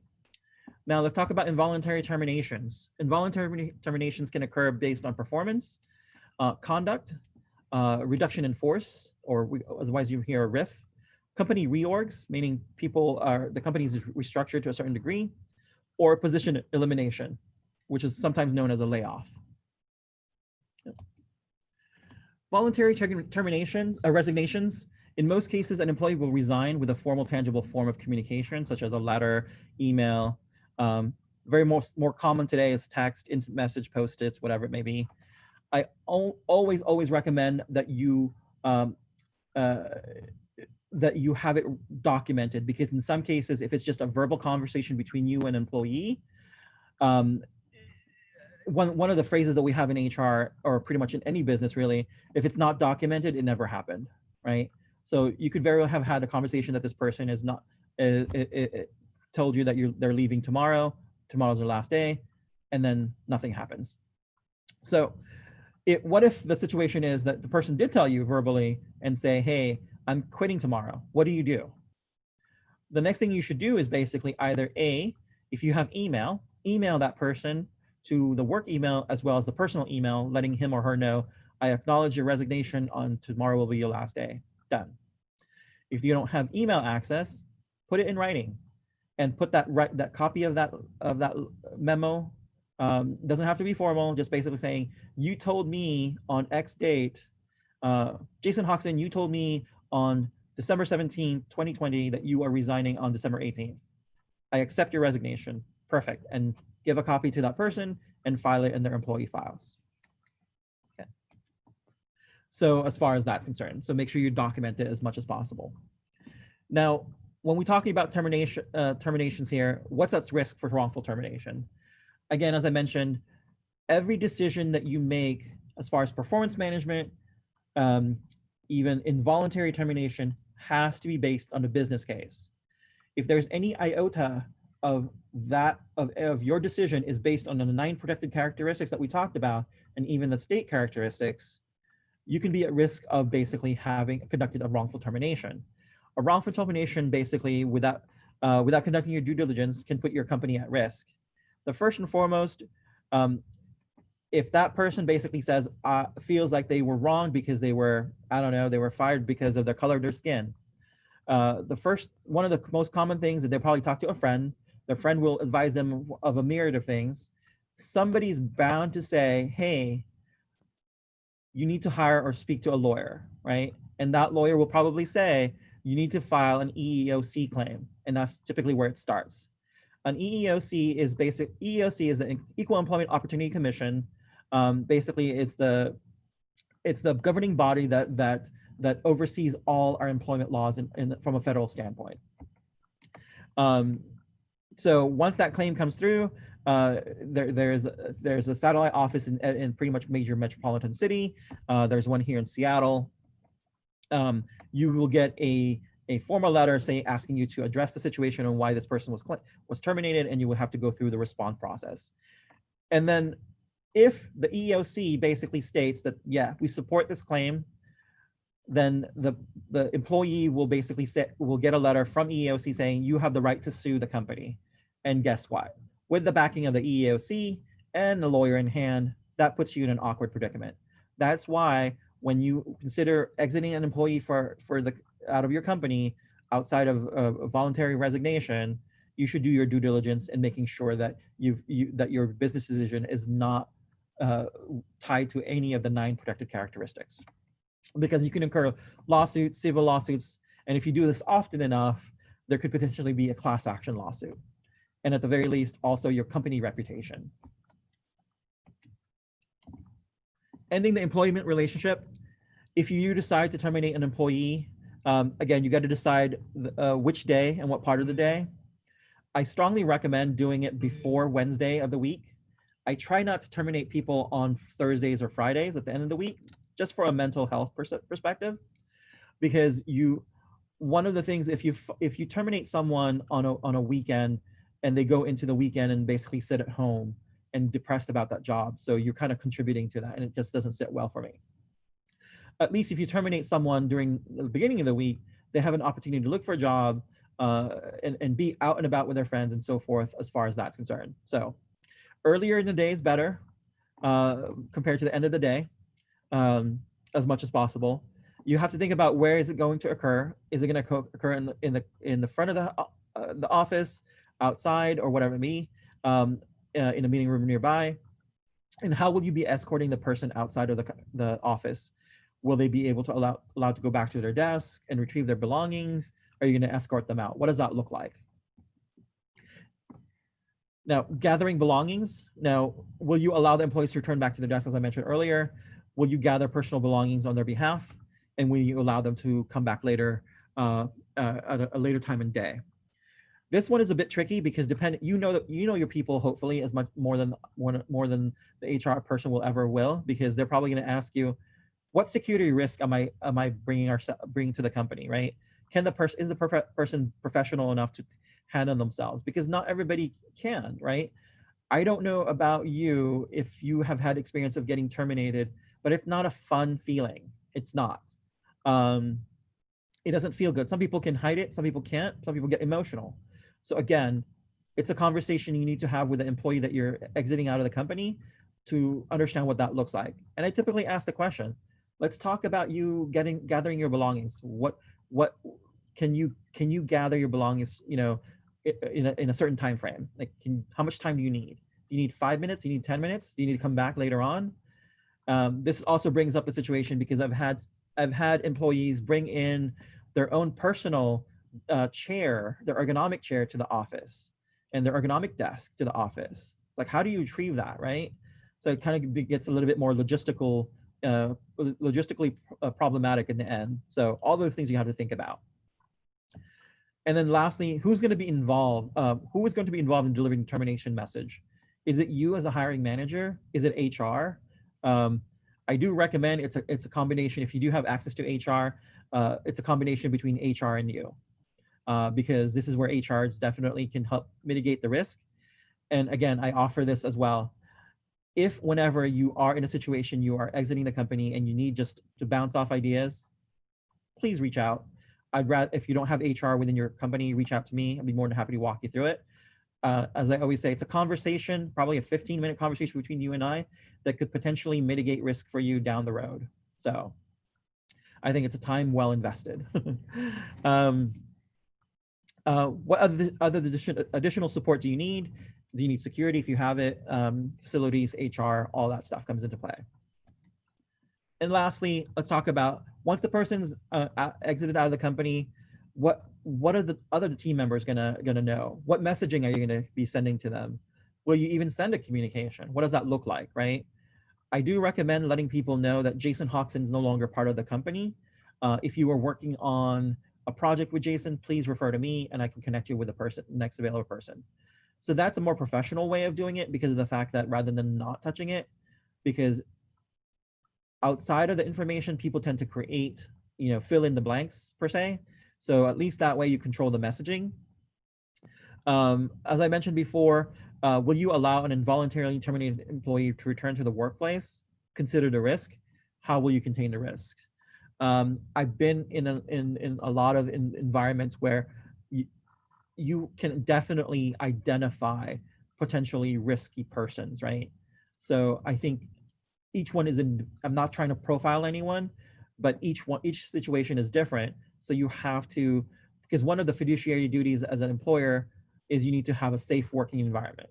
So if you know there's a potential risk coming back to the workplace, should you even allow that is the question, right? And that's a conversation between management and potentially HR. So also lastly is, how will you handle claims? Unemployment claims, lawsuits, EEOC claims, all those things, right? If you get the first one, the unemployment claims, I think that's fairly easy. If you've ever had to fill out an ESD form, it's fairly simple, straightforward. But my number one advice on the unemployment claims is less is more, especially for involuntarily terminated. You definitely want to keep that to yourselves, even though ESD is asking for it. They just basically need to know is if this person was terminated voluntarily or involuntarily, and the specificity of the dates. Lawsuits and EEOC claims, that's definitely a management conversation. If you are ever in the position of receiving one of those, definitely reach out to an HR person or even a lawyer right away. I'm gonna pause here because the next few slides is talking about the COVID stuff. Any questions, or do we have enough time? I don't think we have enough time, but I'm gonna pause here. I have a quick comment, especially in today's virtual everything. Passwords and access to company files, company social media posts. How do you get that before involuntary termination of an employee? If you're, your employee's doing their work and or not doing their work, but they have all this access that you need to gather and stop that access at the time of termination. Very good question. So hopefully, so two scenarios, right? Depending on how you set it up. And the way you set it up is also have to be thinking on the exit aspect, right? I hope your IT department, your IT company has a way to turn off these access remotely as well. Strongly recommend, especially if you're in a networked environment, you should be working with your IT personnel, letting him or her know that on 12 o'clock, at 12:01, I'll be having a meeting with Jason Jocson to terminate Jason Jocson's employment. You should be turning off his access by 12:05. So planning it that way. Now, if you don't have that capability, you should be setting up your accesses that basically that you have some sort of master control or master password from the very beginning, right? You should not be, I mean, if you truly trust that person, but again, the tagline of this particular section is everyone's happy until they're not. So you should set it up in the right way, that you should build precautions that you can control it with any scenario, right? Because it doesn't have to be this scenario. It could very well be like, this person's out on PTO and you need access to your, social media site. And the only person that has it is that person. Like, well, that's, and usually in HR, I always say it's either a management issue or an employee issue. This one is definitely a management issue, right? You're preparing for situations that you need to control. So all of those things. So hopefully that answers that question. And I'm sorry we didn't get through the COVID aspect, but on the deck that you'll be receiving has the information on there. The FFCRA does end December 31st. I don't know what the new legislation is going to come out with, whether that's going to be extended or not. But at least you have some information from a baseline perspective on what the FFCRA provides up until 2 weeks from now, I guess. Yeah, this is Mizan. Can I ask a quick question? Sure. Yeah, thank you, Jason. One thing that is related to insurance, like for workers' comp, if you do not have employees, like you have only owners in the company, do you need workers' comp insurance? My understanding is no, but I could be wrong on that one. Does anybody know? I can research it for you, Mizan. I'll get your contact information. I'll provide the response to Lily or Jessica. Yes. Any of them will be able to, right. Because I'm going to use my example from my clients, right? We don't set them up for the owners, unless they're on payroll, right? If they're on payroll of the company, the answer is no. The answer is yes, because you're considered an employee of the company, even though you're the owner. But if you're taking draws, my understanding is you don't. So, but I'll verify and solidify that for you. Yeah, please let me know. That will be. And second thing is, in the post-COVID situation also, people may work from home, and we may have to hire people that, may work from their home instead of a office. And is there any of this regulation or anything that we need to be aware of before doing that in terms of the insurance liability, in terms of anything? Right. So the one thing that you need to be aware of, if you have remote employees, right, it's still subject to any OSHA requirement. That we didn't talk about OSHA today, but for example, the fundamental requirement is your employees working from home need to abide by having a safe workplace, right, to work in. So in essence, a nice desk. They can't be working around sharp tools. The knives that we have. They can't be working in the kitchen with the fire. Right. All those things. I mean, I joke about it, but at the same time, there's always those people that multitask. You can require, and pretty much There's a lot of things you can require. For example, no drinking while you're on the clock, right? No alcohol. All of those things are still subject to that. If you have a drug and alcohol policy in the workplace, you can still mandate that even at home. And again, on the deck, we'll have my contact information, my email and phone number. Feel free to reach out any given time. Jason, thank you so much for sharing your expertise with us here today.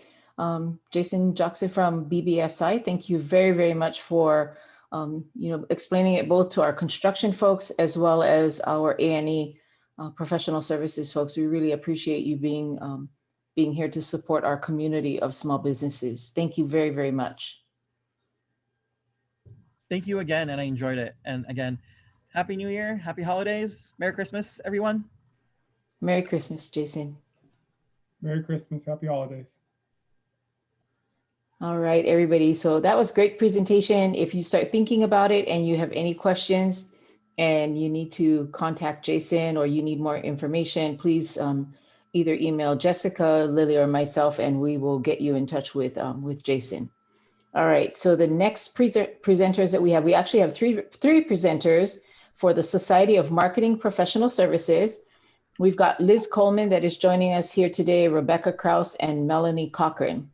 And so they're going to be presenting today for the SMPS, which is a Society of Marketing Professional Services, and they are a technical assistance provider. I don't know which of you is going to go first or who's going to start your Thanks, Tanya. That would be me. Okay, wonderful. Thank you. All right, assuming all systems are go there, we have a few slides prepared for you today. Thank you so much for having us join your workshop. We're very pleased to be here. This is a first time for us, so we are pretty jazzed about it. Again, thanks for the kind introduction. My name is Melanie Cochran. I am the Marketing Director with GLY Construction, regional general contractor headquartered in Bellevue. And I'm also currently the chapter president for SMPS.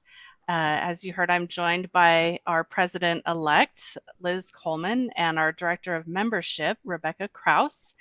And we'd just like to share a little bit about what and who SMPS is, the resources that we have to share with firms like yours, the education that we offer, both publicly and as a member exclusive, and a little bit more specifically about what being a member in our organization looks like, how it can benefit small businesses, and what sorts of skills and networks you can build within our organization that can help you get to the place that you want to be to get these contracts. So you'll see on the slide, this is the mission of SMPS, a little bit of history. It was founded in 1973 following an AIA conference, which is a very prestigious organization for architects. And the gist of it is that a small group of folks that were attending that conference recognized the need to sharpen their skills and pool resources and work together to build their businesses. They recognized that marketing was not something that they learned as they attained their design degrees, so it was something that they hoped to organically band together and develop within this group, and SMPS was born. So here we are today, nearly 50 years later, and it's a network of over 7,000 people representing all disciplines and facets of the building industry. There are approximately 60 chapters across the US and Canada, and it's organized to provide that local community. So there's a Seattle chapter, as well as giving that access to a national network of your peers. So as we are advocating for, educating, and connecting these leaders in the building industry, what we are working towards is to transform business. Again, getting back to the genesis of this organization was really a true belief that marketing can transform your business. And we believe that through education and professional development, we can elevate professional services marketing and transform business. Looking at some demographics of just the local chapter here, as you'll see, we have engineering firms represented, we have construction firms, we have really a pretty even breakdown amongst those disciplines. And there's also, if you look at the sizes of the firms, if you lumped the less than 10 and the 10 to 25 together, it's a pretty even distribution of sizes too, which we think is really great because there's a lot of knowledge transfer from a small firm to a large firm, and vice versa. That two-way sharing is a huge piece of who we are, building a community where we're sharing lessons learned, and again, together elevating professional services marketing perception in our firms. You'll see that there's also the range of roles. We have members who are a student. We have members who are fresh out of college. We have members who have been in the business for a very long time. And we truly believe that mentoring goes two ways as well. We are the largest chapter in the U.S. currently. Here in Seattle, we have regularly a roster of 300 plus members. We are entirely volunteer driven. There are 11 of us on our board of directors. We all have full-time day jobs. We were established in 1982, so we're coming up on a 40-year anniversary, which is really cool to be entirely volunteer-driven and still at it after all these years. As you've heard, we're focused on a full calendar of educational and professional development events. We believe in creating opportunities for networking, meeting each other, learning about each other's firms, how we can help each other. This speaks to small business 100%. You know, a lot of us need to meet you. We need to know you're out there and what you offer and how we can partner with you. And we're really proud of doing these things as part of our focus here in the Seattle chapter. We do have many exclusive member benefits, which Liz and Rebecca will get into that a little bit more, but we do have open arms, open doors, and that's been a silver lining of virtual meetings that I think we've seen people that we weren't able to see when we were gathering live, primarily in downtown Seattle, with a few events scattered on the east side and in the south Puget Sound region. But for the most part, our live gatherings are concentrated in downtown Seattle locations. We also have a very robust scholarship program that we're proud of. We offer scholarships to become a member. We offer scholarships to attend conferences that are conducted at the local level, the regional level, and also at the national level of SMPS. So, you know, traveling, meeting other people, investing in yourself, we believe in that very strongly. So we do a number of activities throughout the year to build up our scholarship funds, and on average, we give out approximately $12,000 in scholarships. So that was a whole lot of facts, figures, and philosophical things. I'm going to turn it over to Liz. Hi, can everybody hear me? Yes, great. Hi, I'm Liz Coleman. Thank you, Melanie, for that introduction.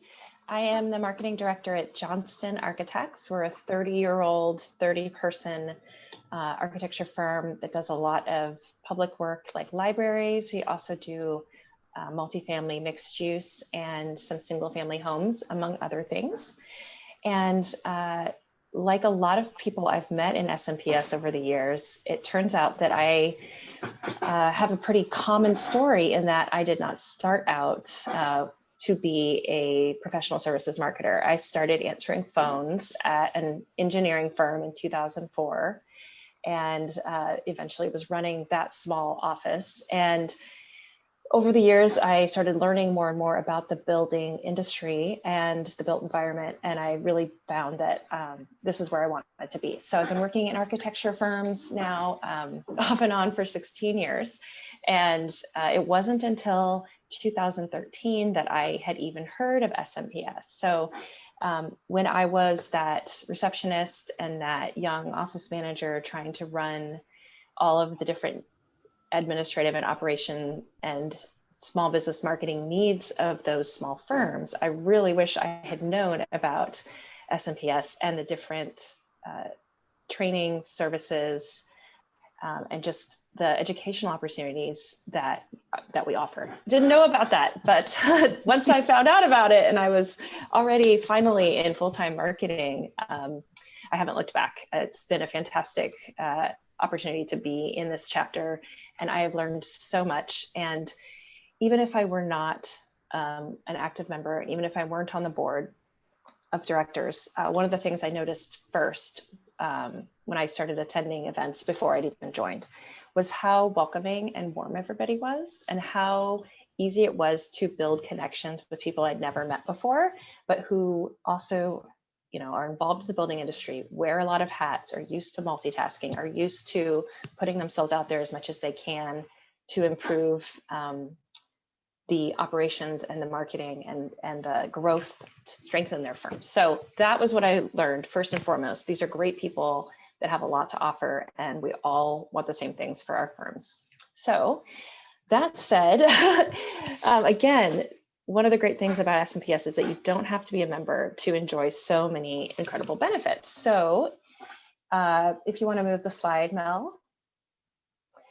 So first and foremost, we are there to educate and elevate, correct? So we offer various education opportunities throughout the year that are open to anyone and everyone who's interested in learning. So we will have workshops like this, which we brought in some national leaders in AEC marketing, and they talk to us about what the CEOs of now and the future are looking for and how much marketing professionals' roles have changed in firms. So we'll bring in, like I said, national leaders. We also have workshops being led by local leaders. We teach attendees about proposal writing and coordination. We will have graphics and infographic how-to sessions. We have storytelling workshops. We just held one a couple of months ago that was really well attended.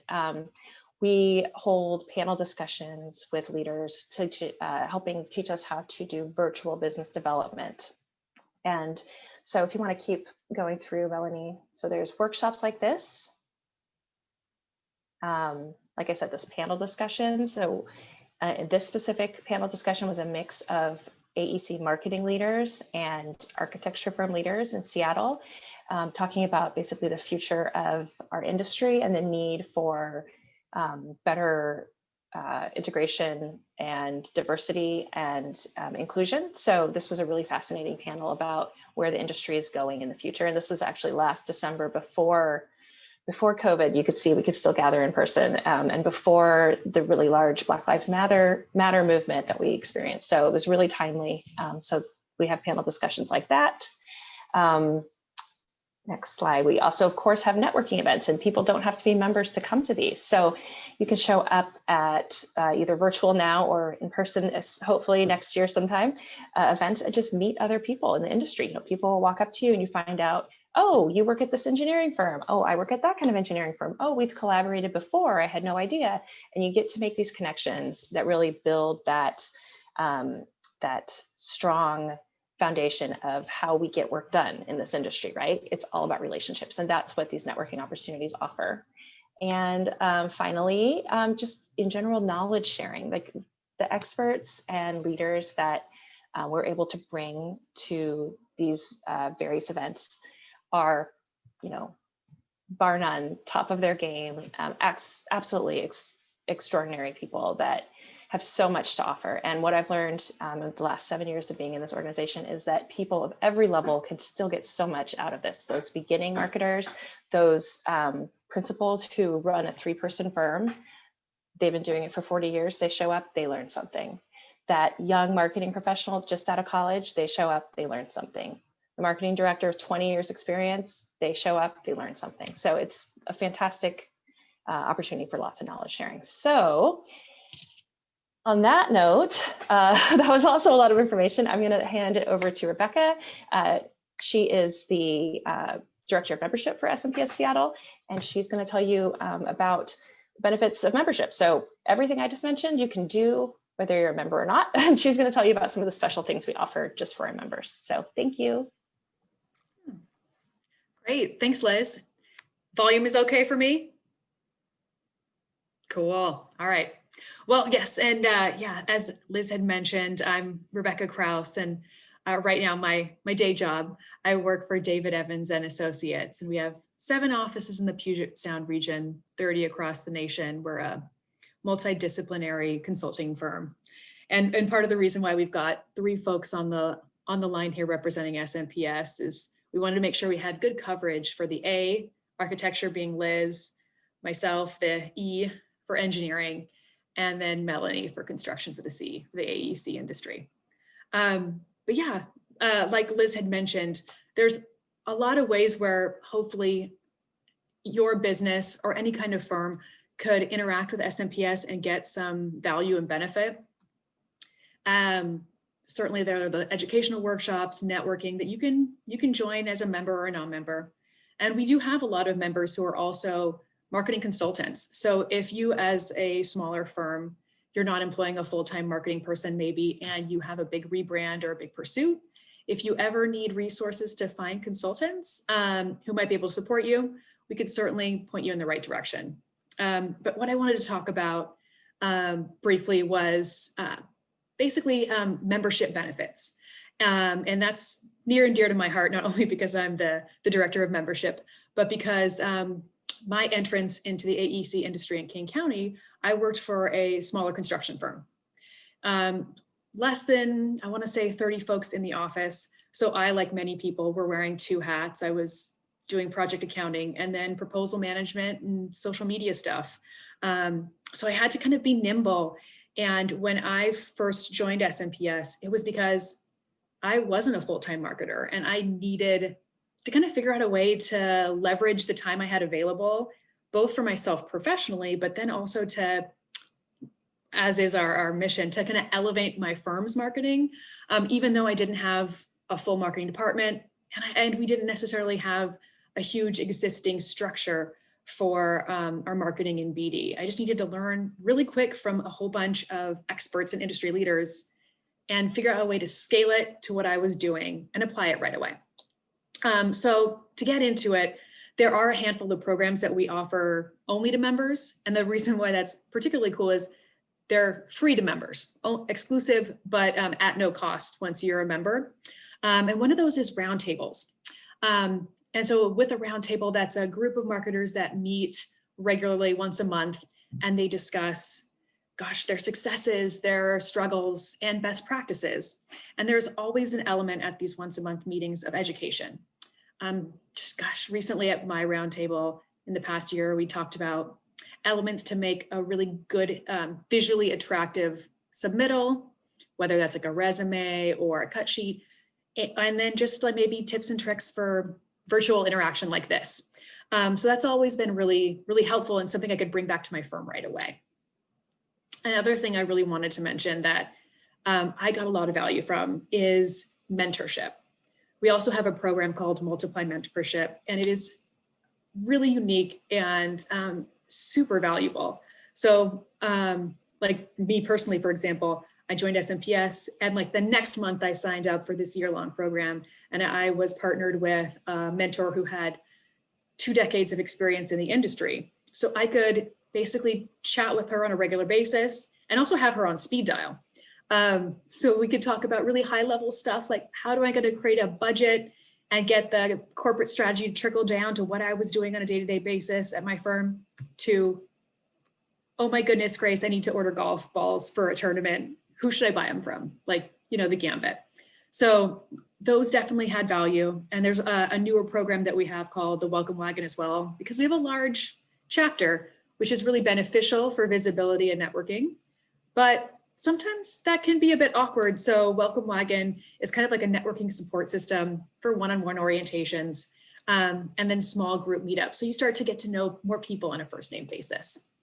So yeah, ultimately there's kind of ways to look at SMPS. We can be a resource for you and help you and your firm at kind of whatever level that you're interested in interacting with.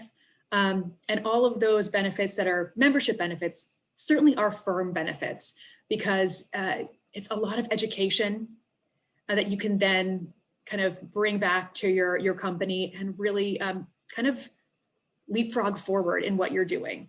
There's also the element of visibility.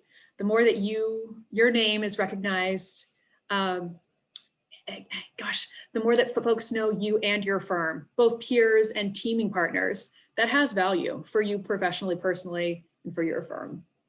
And there certainly is an opportunity to volunteer, and that certainly gets you even a little bit more entrenched in SMPS if that is something that you're interested in. And I wanted to make sure I definitely addressed kind of that price point. So for an annual membership, it's $399. And as Melanie had said, we always do try to give back and support our members by offering scholarships.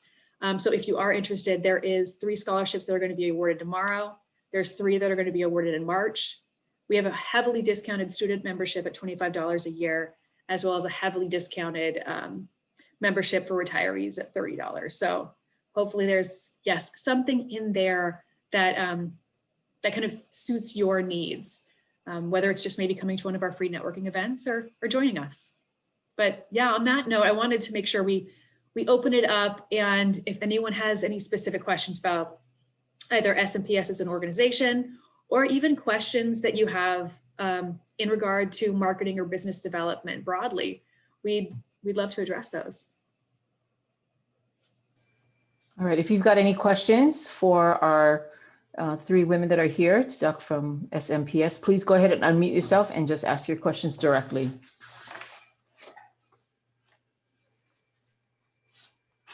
Question.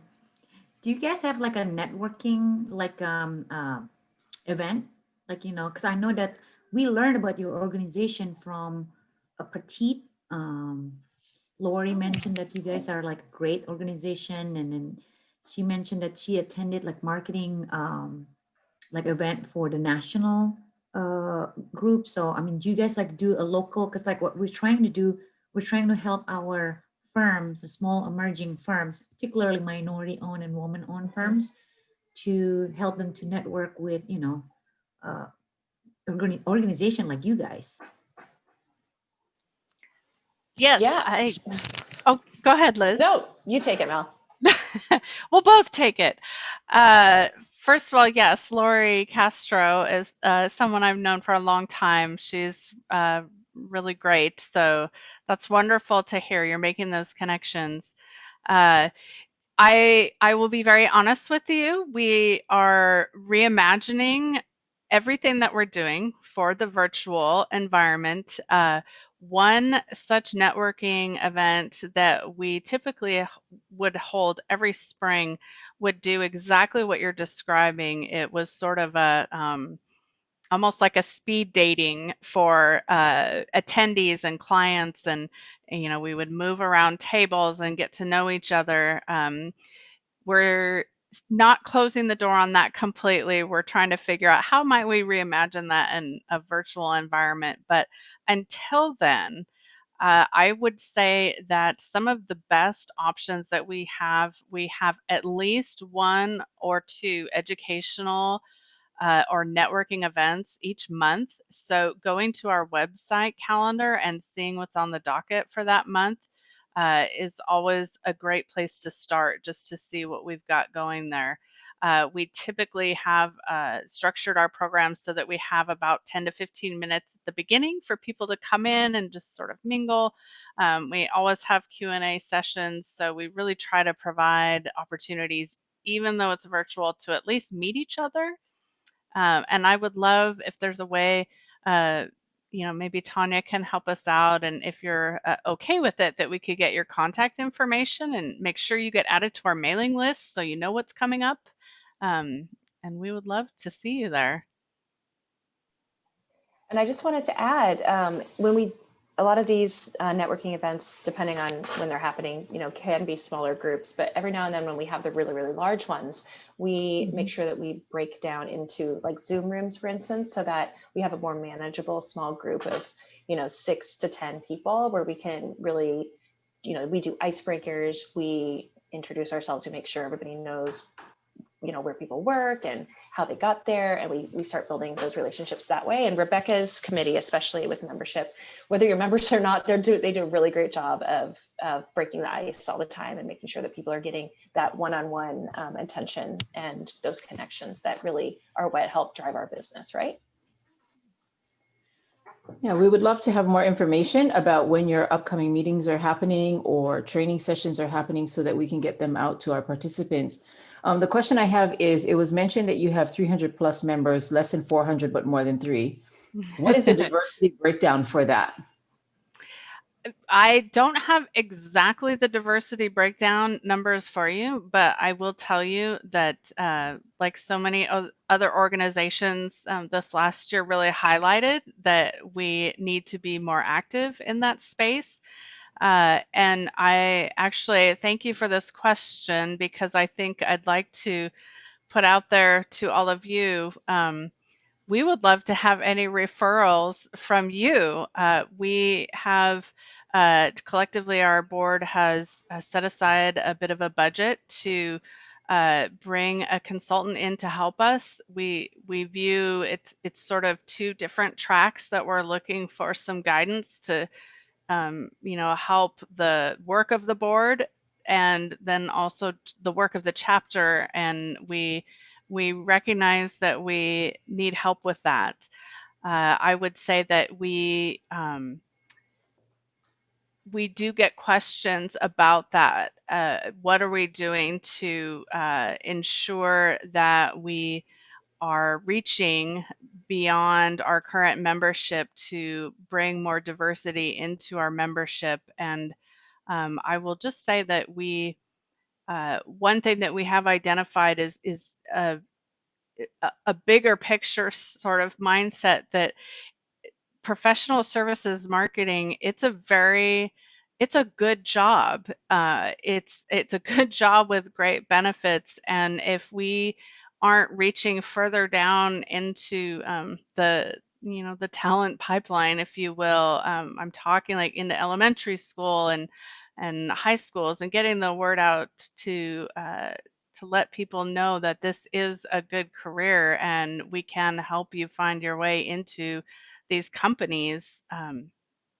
I think our goals are still a little bit undefined, but certainly if you have a recommendation for someone you've worked with who just really lit your organization on fire, or someone you personally know that would be interested in working with a nonprofit such as SMPS Seattle, we would love to have that information. Yeah, Melanie, I just want to add just a little bit. So since we at the US DOT Small Business Transportation Resource Center, we work closely with A&E firms, predominantly minority-owned women and service disabled vets and small and emerging businesses. One of their biggest challenge is networking. As you know, it's not just other companies have the problems too, but we would like to work with your organization. And I'd like to introduce you to our partner, Linda Womack with Minority Development Agency. We are like all this resource network for small and emerging businesses that would like to get more assistance. They have like limited budget for marketing. I receive a lot of like feedback from our clients that they're small, they don't know how to network, and some of the prime consulting, they already have their partner with the sub-consultants, would like to learn more and help you guys to achieve the diversity goal that you guys are talking about. I think there's such a huge opportunity there, because the marketers are the catalysts, we're the connectors. So, meeting us, as Liz and Rebecca alluded to, meeting us is opening the door to the person within our firm that is making the business decisions and, you know, handing out the contracts and sharing referrals. So the more that we can all meet each other, it can only be a win-win. So I would love to meet the person you mentioned. Thank you. We will reach out. Thank you so much for your time. Really appreciate it. You bet. Happy to be here. Yes, thank you for the response to the question. I think that was very thoughtful about how you're going about it. And I appreciate that because I know that it is something that we all need to work on. And it's not just, you know, from your side of it, but also from our side, because under the US DOT contract, we serve every race. It is not specific. So, you know, we welcome everybody and anybody that wants the training to attend our training as well. And so we, you know, we recruit, or we actually, you know, invite other people, you know, or everybody to be part of it. And it's wonderful when we have a mix of people that are able to participate and share information with each other, because at the end of the day, we're on one world and we're one community. It And sounds like I remember, yeah, a long time ago, I remember attending a meeting with GLY. This was back when I was living in Washington State, and it was up at the Microsoft campus. And it was wonderful, you know, to see how diverse GLY was. So, you know, thank you very much for all that hard work that you've been doing there. But I do believe that our people are, you know, some of our folks, they have their marketing folks, even if they're part-time, but it would be, you know, worthwhile for them to connect so that they can start meeting other marketing professionals, getting ideas. How did you do this? You know, how did your company, you know, get catapulted to the number one position? Or how did you get that type of exposure? I think that's the kind of information or sharing that needs to happen, because there's more than enough for everybody that's out there. Absolutely. And that reminded me, we just held a panel discussion with several journalists, local journalists that are very active in the building industry. And we had them on a virtual panel, and people who attended could just ask questions. You know, how do you do this? How do I get my story in the paper? Who's the right person to go to? How do I write a press release? You know, how often am I supposed to bother you? And it was nice because you know, there was no question that you couldn't ask. It was open format. No question was stupid. You know, like I've never done this. You know, there were people that had been doing things for 10, 15 years, and they didn't know some of the answers to these questions that were getting asked. So it's really helpful to have those connections and to be able to, you know, get that information that you'd never get any other way. Well, thank you for the information that all three of you women brought today. It's great to see such powerful women in positions that are able to come together and share, and makes us feel so proud as other women in the industry. Thank you very much for being able to come, and we look forward to working with you in the future, probably on like specialized classes where we can just have just the marketing people together, you know, for our small businesses, so that they can learn from you what they need to do, and then they can take a look at SMPS and say, now there's value for us here, and they can, you know, articulate that to their owner. So we look forward to getting together with all of you in the future and ensuring that that happens. That sounds fantastic. Thank you so much. It was so great to be here. Thank you. Lily, you have any questions before? No, I'm excited. I'm gonna reach out to you guys because I know that I talked to several our firms here in our workshop. They have problems with marketing. They're very small. So I think this is going to be a great avenue for them to expand their network and learn from you guys, the experts. Mm-hmm. Thank you.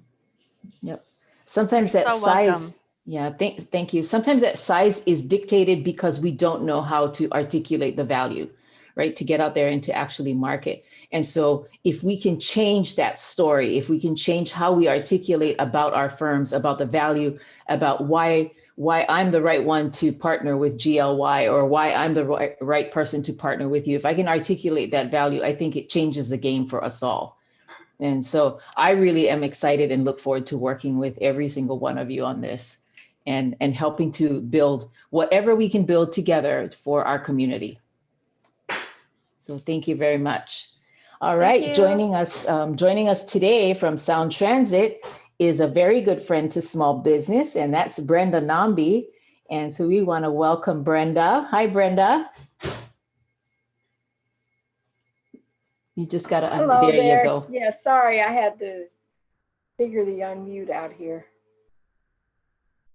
Are you ready for me to speak? Oops, you're muted. We're all trying to be correct and muting ourselves. But yes, you are able to go ahead and talk about your opportunities with Sound Transit. Thank you for joining us today. Oh, well, thank you. Thanks for giving Sound Transit an opportunity to speak at this event. I want to also thank the Port of Seattle for putting this on, and to those of you that have participated. You know, having solid relationships with other public agencies and doing the work in the minority, women, small and disadvantaged business enterprise program space has really been great.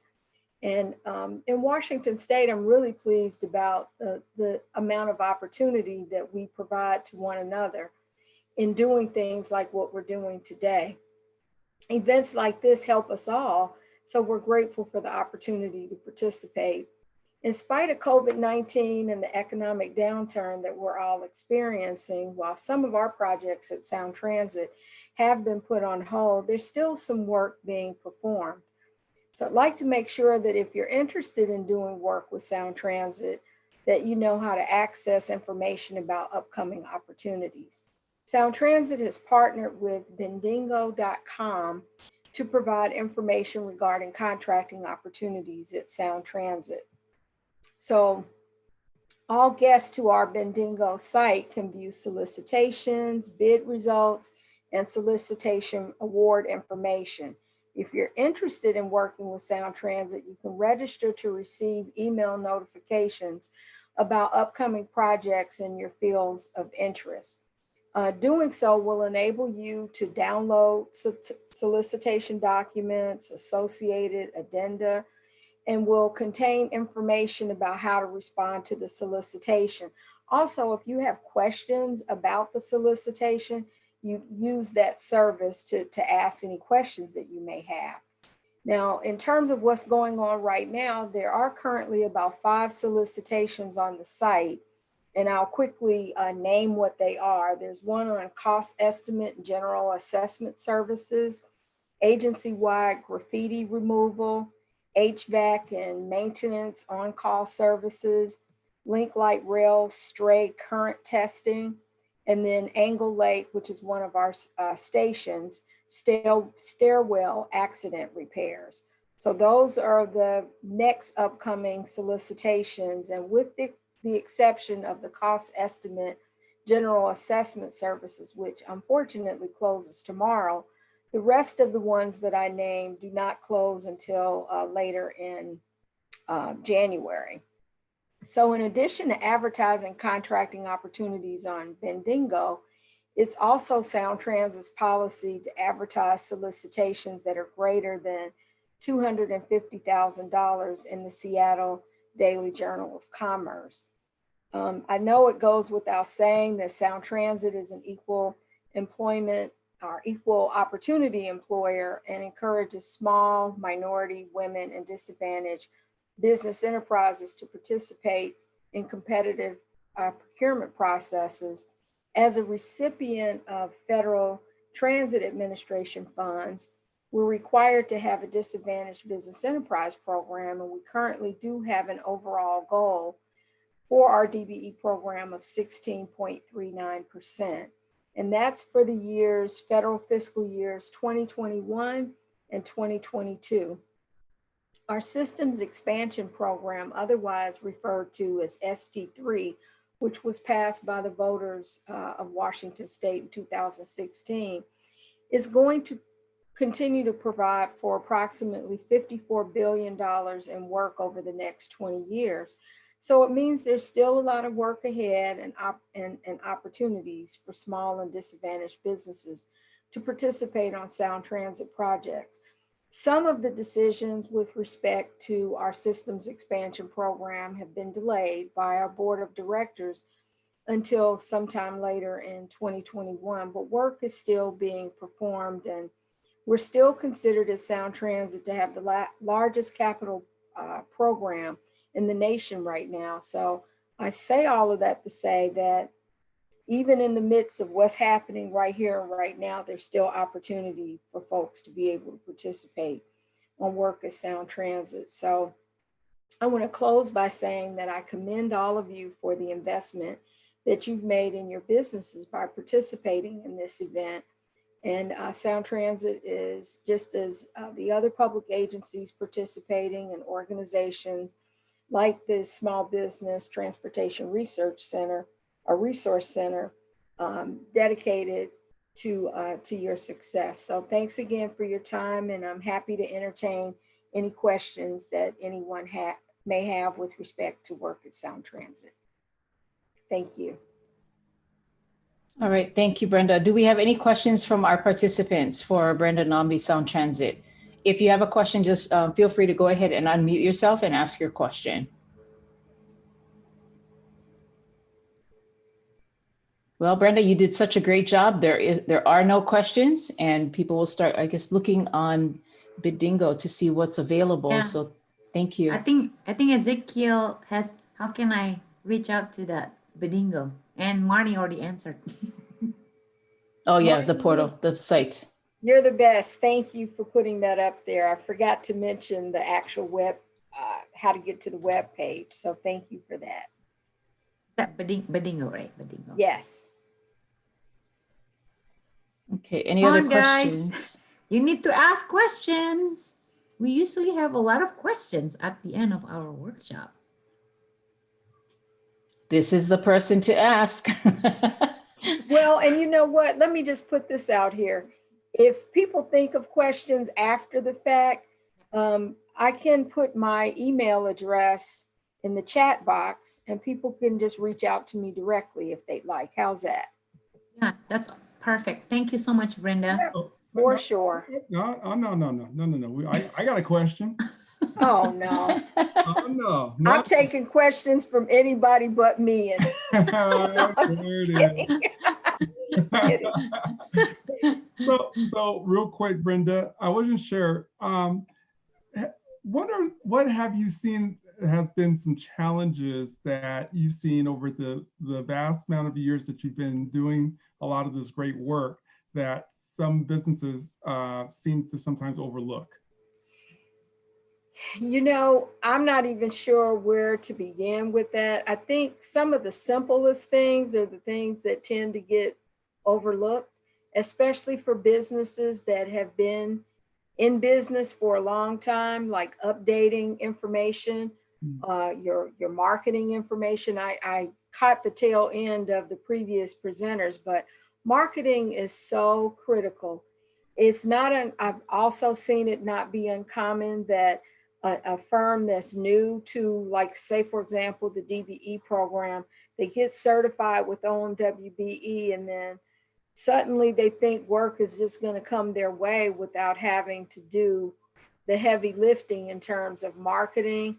Simple things like making sure that your websites are up to date, that you are thinking about, like, for example, we're in a COVID environment. And so much of what we've done before all of this happened to us was in person. So we just have to figure out how to work smarter, not necessarily harder, but smarter. Updating your capability statements when you go out to any of these networking events, making sure that if you have a portfolio of projects that you've worked on, that those things are up to date. Things like that. Thank you. Appreciate it. Yeah. All right. Well, thank you, Brenda, for your presentation. We are very thankful that you had the time to join us today. And if we have any questions that we collect from our participants, we'll be sure to send them to you. And then whatever your answers are, we'll make sure that we get it out to everybody, all of our participants. Sure thing. Thank you again for inviting me, and happy holidays, everyone. Merry Christmas, Brenda. All right, and so joining us from the MBDA, Minority Business Development Agency in City of Tacoma, is Linda Womack. So Linda, you can go ahead with your presentation, and welcome. You're muted. Yes, can you please share the presentation for Linda, please? I think Jessica, is Jessica there? Good afternoon. Yeah. Okay, hi. Thank you again, Tanya.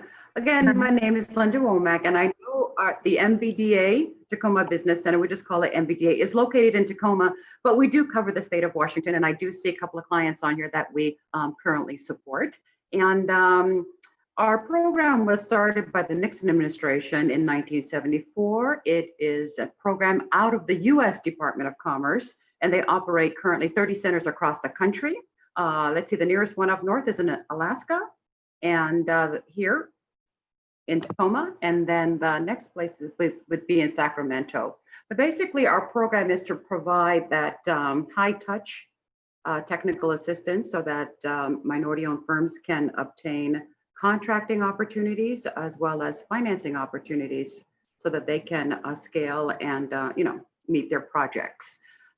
Currently, we serve about 220 clients in the region, and of course, as we said, it's not about just helping one group over the other or whatnot. It's all about supporting minority-owned firms as they get the opportunity to be able to successfully compete.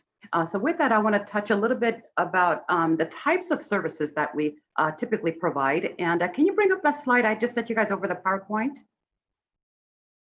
Because I know many of you might say, well, the SBDC, there's SBTRC, there's SMPS, there's many firms that do many things, but what types of services do you provide? So if you can bring up a slide number, if not, I can do share screen on mine if there's an issue. Jessica? I think she's working on it. She had something shared, but she pulled it down, so. I see Marnie. Yeah.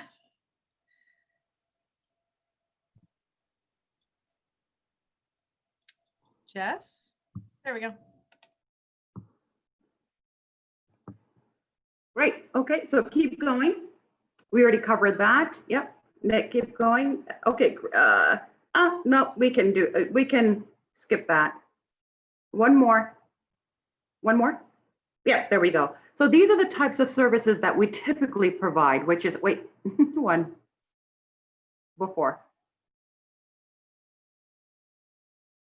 That is so we have bid estimators. Also, we have folks to review your proposal, and legal, bookkeeping, accounting professionals, and folks that can help you, of course, with marketing, but more it's in terms of not just developing a website, but it's more about a content management strategy and how to better position yourself. So those are the types of service providers that we have on retainer to assist firms. Now, our program is open to all minority-owned firms. You have to be at a certain revenue because the average investment per client can be about within the $5,000 to $6,000 range. So U.S. Commerce expects you to, at least have some number of employees. But with COVID and everything that's going on, you know what? We have been very flexible in offering the services to a wide range of businesses. So I encourage you to reach out to our office. But with that, I'd like to share with you a little bit about the two programs that we do manage. For one is for WSDOT, which is called the DBE Supportive Services Program. We are the contract holder for 2020 to 2021. So if you are a firm that is already DBE certified and would like to tap those services, and Marnie is a partner on here too. So we've got a nice little flow-in program going. So I'd like to, yep, there it is. And I need to make that, yep. So they will provide this link to this website. We've made the process of registering very easy. All you need to do is put your contact and business info, and our team will reach out to you so that we can do the intake and you get the services that you need. And you know what? It can be anything from marketing to change management orders to bookkeeping to proposal, business plan development. These programs are funded by WSDOT. So if you are a DBE firm, I highly suggest that you do sign up. This is on a first come, first served basis. And I think we cap it under 50 clients per year. So ensure that, it just says right there, click here. If you are a DBE, please go ahead and register. There is also another program that I want to talk to you a little bit about, which is sponsored by Sound Transit and WashDOT in the Capacity Building Mentorship Program. So if you wanted to type in, Jessica, can you please bring up on the website www.capacitymentorship2020.com. If you're also interested in being mentored we have 22 large primes who can provide mentoring service for you. It's a 2-year commitment, and there is a process to register, but currently the cohort 4 has been closed, but hopefully in late spring, early summer, they will open the program up again. And this program was started by WashDOT, and then Sound Transit joined in. So you have 2 powerful roadway construction related firms that's running this program. And basically the Capacity Building Mentorship Program pairs small minority veteran women business with successful large primes so that they can help you build capacity so that you can bid and increase on your bid rate for getting on these large roadway projects. So it's very simple. You can go ahead and register now if you're interested. This is open to all small businesses. So, and then once the program opens, we will get back in touch with you to say, hey, they're accepting new cohort applicants. And so the process is very easy. So at the end of this presentation, all this information will be available to you. And my contact information is also on the PowerPoint. So again, I know many of you are struggling, staying afloat, trying to figure out what to do. And I always tell folks, this is a time to don't be shamed, just be shameless and reach out to get the services that you need and say, hey, I need help. What can I do? And I always tell folks, there's no wrong door to go through. Reach out to any one of us, and we have a great partnership so that we can, triage your needs to other folks and other departments so that you get the service you need. And so with that, again, my name is Linda. Thank you so much for your time. And I believe who's next? I just want to add a little bit because guys, work with us. Linda and I have been working together for 5 years, and she always supports our program. So there's no such thing, like Linda said, like you could go a different door. You could go to PTAC, SBDC, MBDA, and SBTRC. But I think one thing about MBDA and SBTRC collaboration, it's actually we work closely with our DBE firms that needing some help. And we have limitation in our funding, right? Like Linda said, first come, first serve. We were able to combine our funding to help with that support service.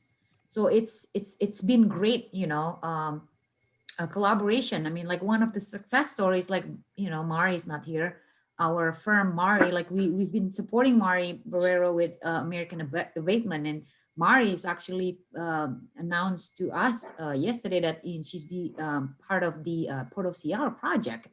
So it's working, guys. So please work with us. I know that Harigu asking, like, are you primed who volunteer from engineering firms? It seems like for me, engineering firms are the hard to find when needing mentors. Linda, can you explain, with the engineering? Yes, correct. HNTB is one of the large firms we have. And if you're interested to understand and learning what types of firms are participating in the capacity building program, please, can somebody bring up that website one more time?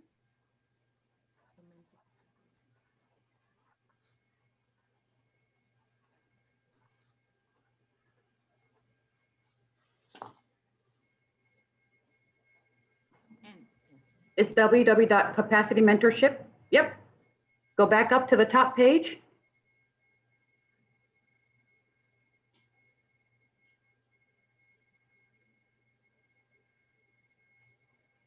Yep. And if you go about, there's a little arrow there. Cohorts and alumni. And there, if you scroll down, you can see current cohorts.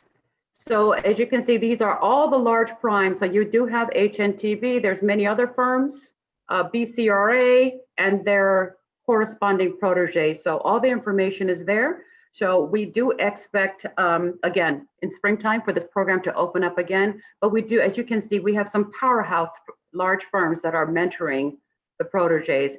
And at the end of the day, it is about building capacity. And of course, with that relationship, a contracting opportunity comes, but this is a great relationship to get your foot in the door. And believe me, these mentors are very committed in helping you to build capacity. So I look forward to some of you joining this program in the spring and summer. Linda, so since Harigu is like a DBE certified in Oregon, she has to be DBE certified with WSDOT first, right? I mean, well, as you know, there is a reciprocity with the Oregon and the state of Washington. So if you're a DBE in Oregon, it's very easy to obtain your DBE in Washington state. So if you need to understand how to do that process, I'll be happy to help you with that.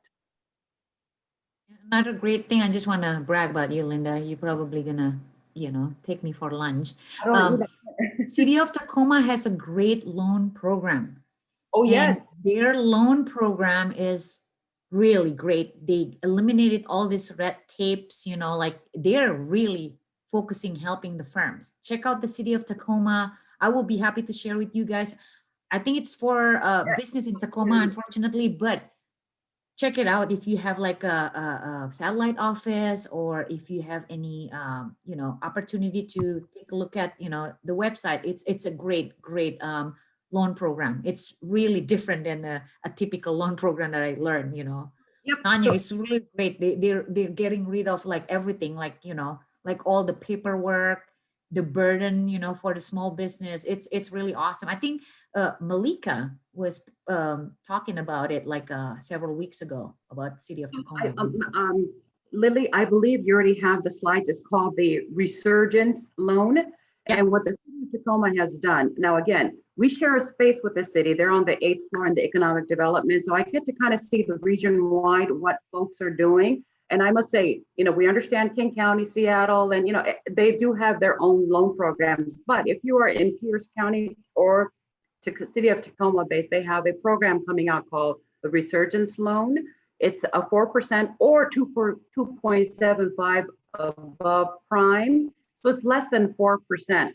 But what they did this time was they realized that with the PPP and the EIDL, there were some segments of the industry that were left out, business sectors such as home-based businesses and whatnot. So they took a lot of that into account, as well as credit score not being a big determinant, because we understand that, people have, made mistakes in the past, and, as long as you own it and you show that you are making progress for those payments, then they have waived the credit score requirement. So it's a wonderful program. And Lily, if you can please provide that information that we and send it to them in not a PowerPoint, but a PDF, and compress that data, they would be able to do it. So if it's in Tacoma area, it'll be a good program to look into. Also, there's King County and also a City of Seattle. I believe you have that link to that. So that way we get a ride.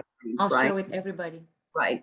And also, again, as there's many different types of businesses here, it's important to, I think, understand that, we're all in this together, no matter if you are a business of color or not, or a woman business. Listen, when there are all programs out there for all of us. And it's sometimes, it's the scarcity issue that I think a lot of times that people get a misunderstanding. It's all about women and minority-owned firms just being able to get the opportunity and to lowering the learning curve, because we're late to the game. And so, again, I have never turned any business away. So if you need some support, please reach out to us. We do have a program or something that will fit in, whether you're a veteran, small, woman, or minority. And we hope to recover out of this unprecedented times together. And I look forward to supporting you. All right. Well, thank you for that presentation, Linda. It was a very thoughtful presentation, great information. And we will certainly get the information out that you've provided to all of our participants, both from the construction and the A&E, which is this session, so that they're able to take advantage of the information that you shared with us today. So thank you so much for your time. Are there any other questions for Linda at this time from our participants? I'd just like to make a comment. This is Rose with Image 360. We're here. Yeah. We were able to get certified through Tacoma and Linda's office, and I just want to say that they were amazing. They held our hand through the process, and definitely take advantage of any of the opportunities that are out there. We did, and we were a pretty established business, but construction was not something that we had dealt a lot with. So we took advantage of the mentorship for contracting and estimating. And quite frankly, I was doing it wrong. I was losing money, and I was able to see and learn things that I needed to charge for that I wasn't. And we're still learning, but we are getting so many more opportunities with new construction and multifamily construction. So number one, highly recommend being certified, and then take opportunities that are out there from WashDOT, from whoever is offering them, take them. All right, well, thank you, Rose. Anyone else? Any other questions for Linda Womack today from the City of Tacoma MBDA? Okay, seeing that we have no more questions, Linda, thank you so much for your participation. We appreciate you today and for coming. Have a Merry Christmas. All right, next presenter is Janet Jansen, and she is with the Department of Enterprise Services. Welcome, Janet. Thank you. I will try to figure out this. There it is for screen sharing.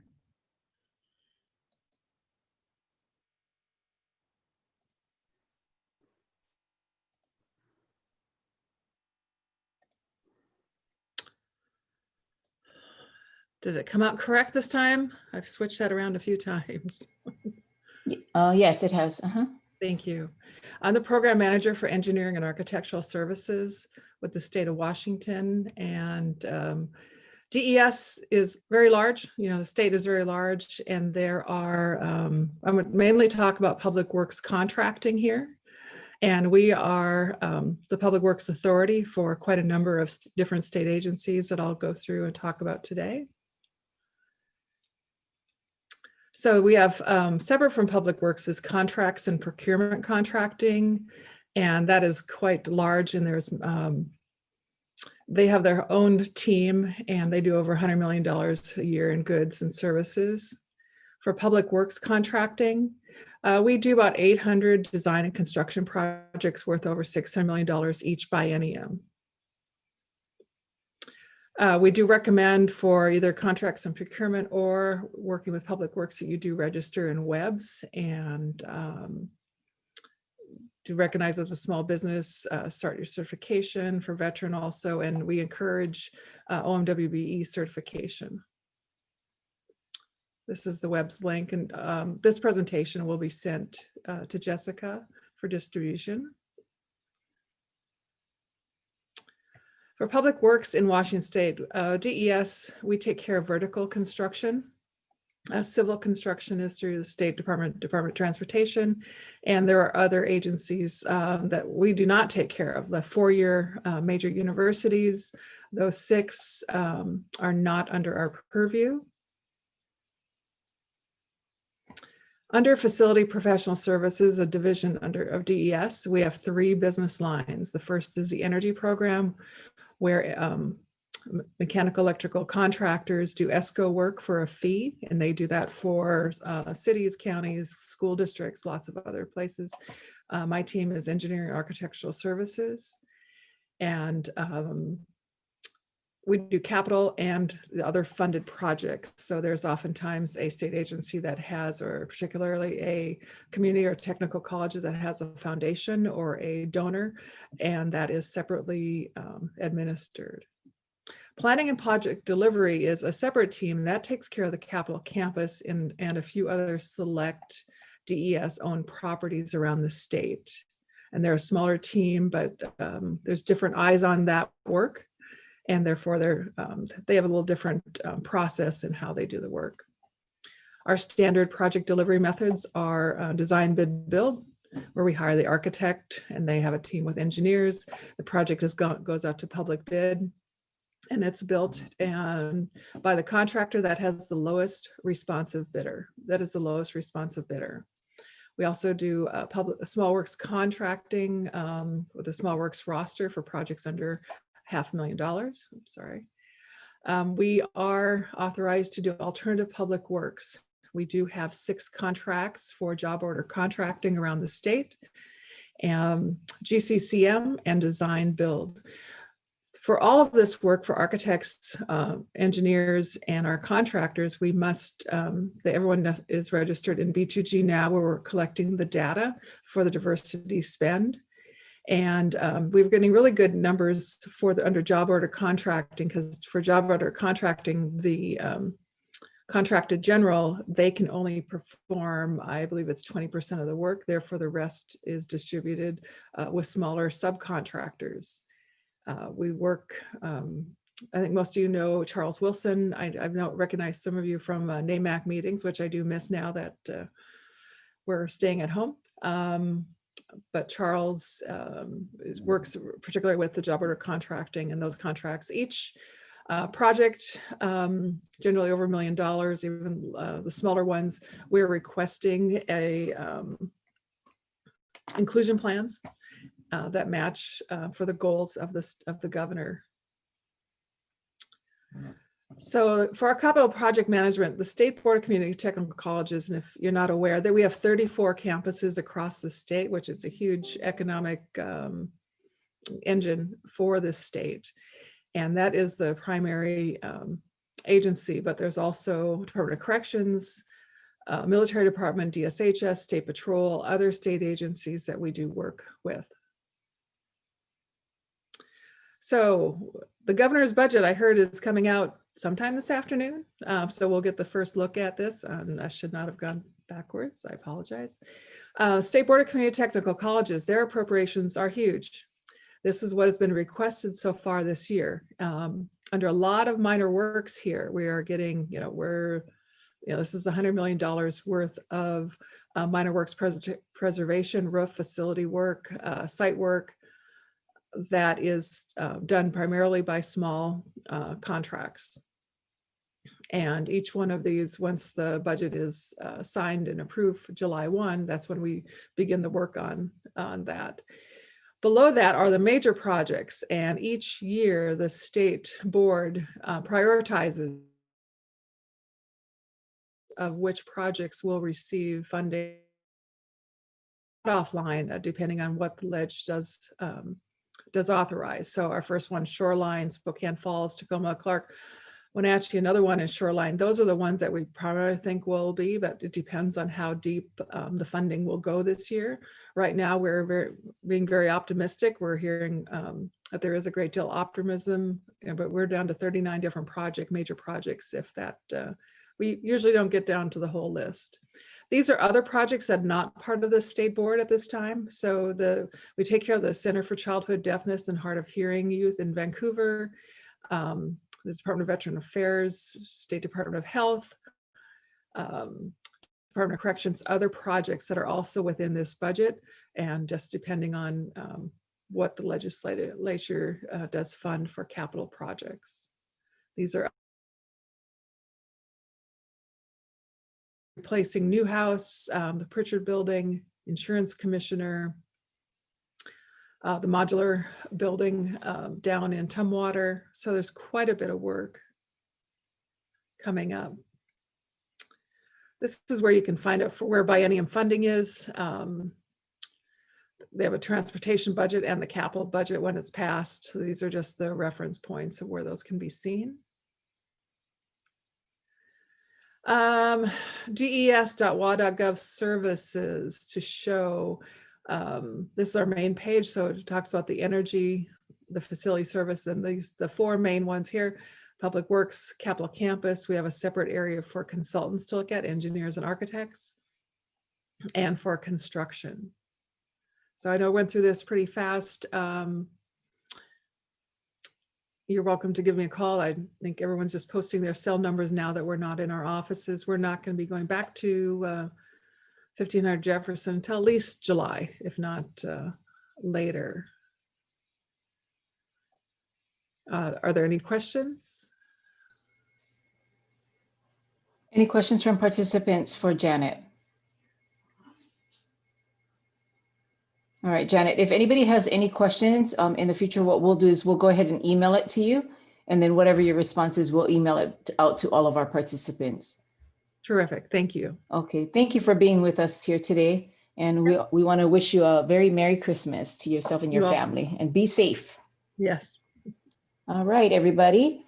Our next presenter, you know very, very well, Tamika Thornton, and she is with the Port of Seattle, and she's going to be talking about procurement opportunities with the port. Tamika?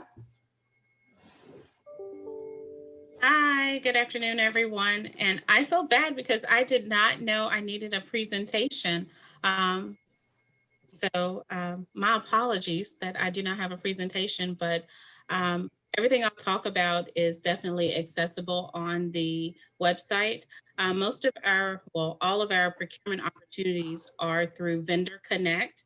That is our database in which we post all of the solicitations, whether they're major construction, professional services, goods and services. Again, Vendor Connect. And I will make sure that if I haven't already given that information to Jessica or Marnie, I'll make sure I give them that link. But I do believe you may already have it. You can access Vendor Connect anywhere. We definitely tell you, I think Chrome is probably the best. Thank you. See, of course, Jessica, you're awesome. You can register on there. One of the things that we definitely tell you that would be appreciated for the procurement aspect is to ensure that you have your NAICS codes. It is important because that's how internally and sometimes externally individuals on the procurement side, as well as potentially prime contractors, look for you, as well as just business descriptions.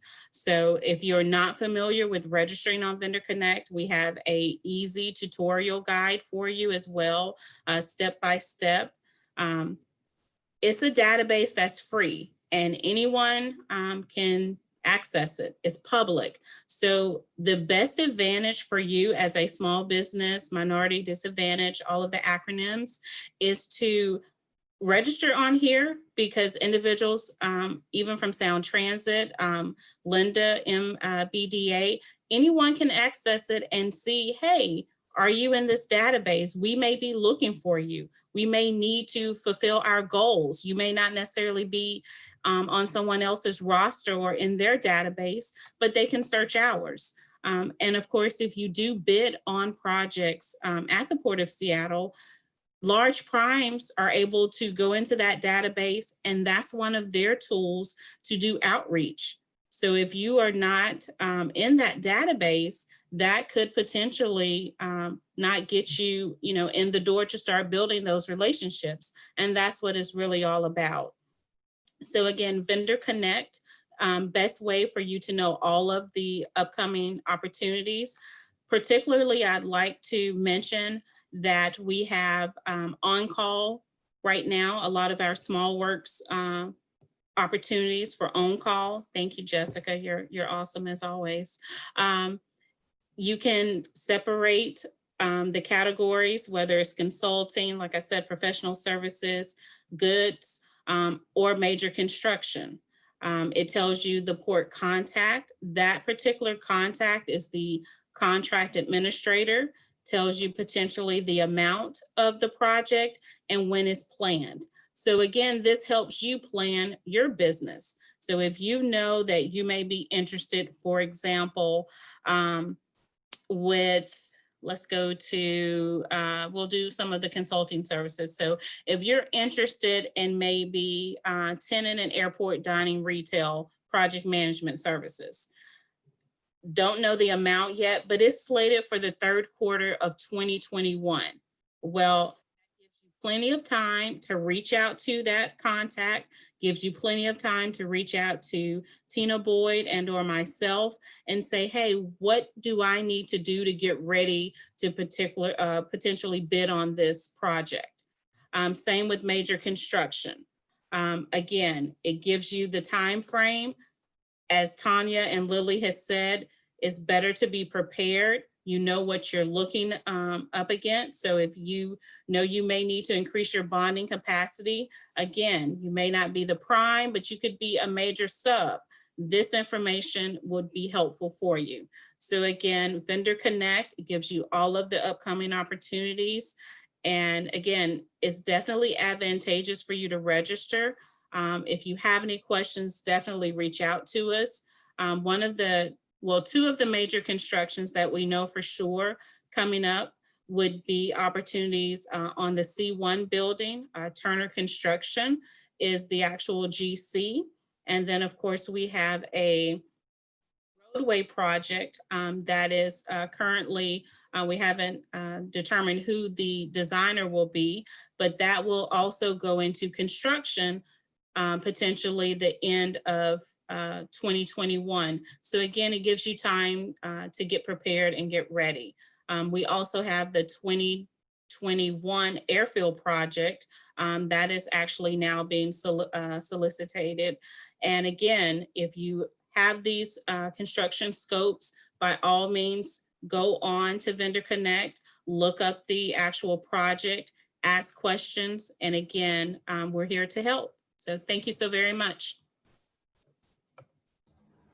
Thank you so much, Tamika, for the presentation. Any questions for Tamika about what's coming, the upcoming projects and Vendor Connect? Okay, we'll make sure that you get that information via email if you haven't already received it. And if you can't open something that has been sent out to you, let us know so that we can provide you with the links. Okay, thank you so much, everybody. Tamika, thank you. And thank you again for being a sponsor for our virtual PortGen workshops. We appreciate it and all of the feedback that you had to share with all of our participants. All right, the next presenter that we have today is George Frost from George Frost and Associates, and he is here to discuss the I-405 contracting opportunity. George, and he is not a stranger to any of us because he's been here with us for every single week. Welcome, George.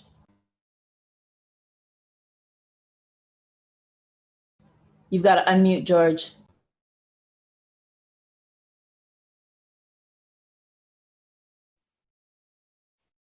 Okay, I'll stop the share. Let Jessica, can you do that for me? Absolutely. Okay. Well, first, thank you for the opportunity and happy holidays, Merry Christmas, and may all of you have a happy, prosperous new year. I'm sure most of the small businesses really would like to have a prosperous new year. I'm going to briefly talk to you about upcoming I-405 subcontracting opportunities and also tell you how you can get a chance to be considered for those subcontracting opportunities. This is a follow-up, as some of you know already, to a more detailed presentation that was given at the PortGen December 15th workshop. Let's go to slide 2. Here are some of those opportunities that are either ongoing or upcoming scopes or needs. Slide 2. Uh-oh. Are we lost? I can't. Hello? Uh-oh. Uh-oh. I think there might be a bit of a lag, George. What slide do you need? Okay, you have the slide. George. Okay, I'll just keep on going. So here's some of the opportunities. There are catering, dewatering. I'm just going to skip some of them. I know we don't have much time. Janitorial, landscaping, office supplies, surveying, security services, trenching and excavation, some vacuum excavation as well. And it's a $705 million project. They have what we call their voluntary DBE goals: 10% minority business, 6% women, 5% veteran and 5% small business. Slide 3, please. Here are some upcoming opportunities, upcoming outreach events. Some of them are very specific to a scope, and then one major general outreach event. January 14th, 2021, there's a wick drain pre-bid outreach event. January 21st, waterproofing pre-bid event. January 28th, security services pre-bid event. And then the first quarter general outreach event that will cover a broader range of opportunities. And then the next steps, at least from today,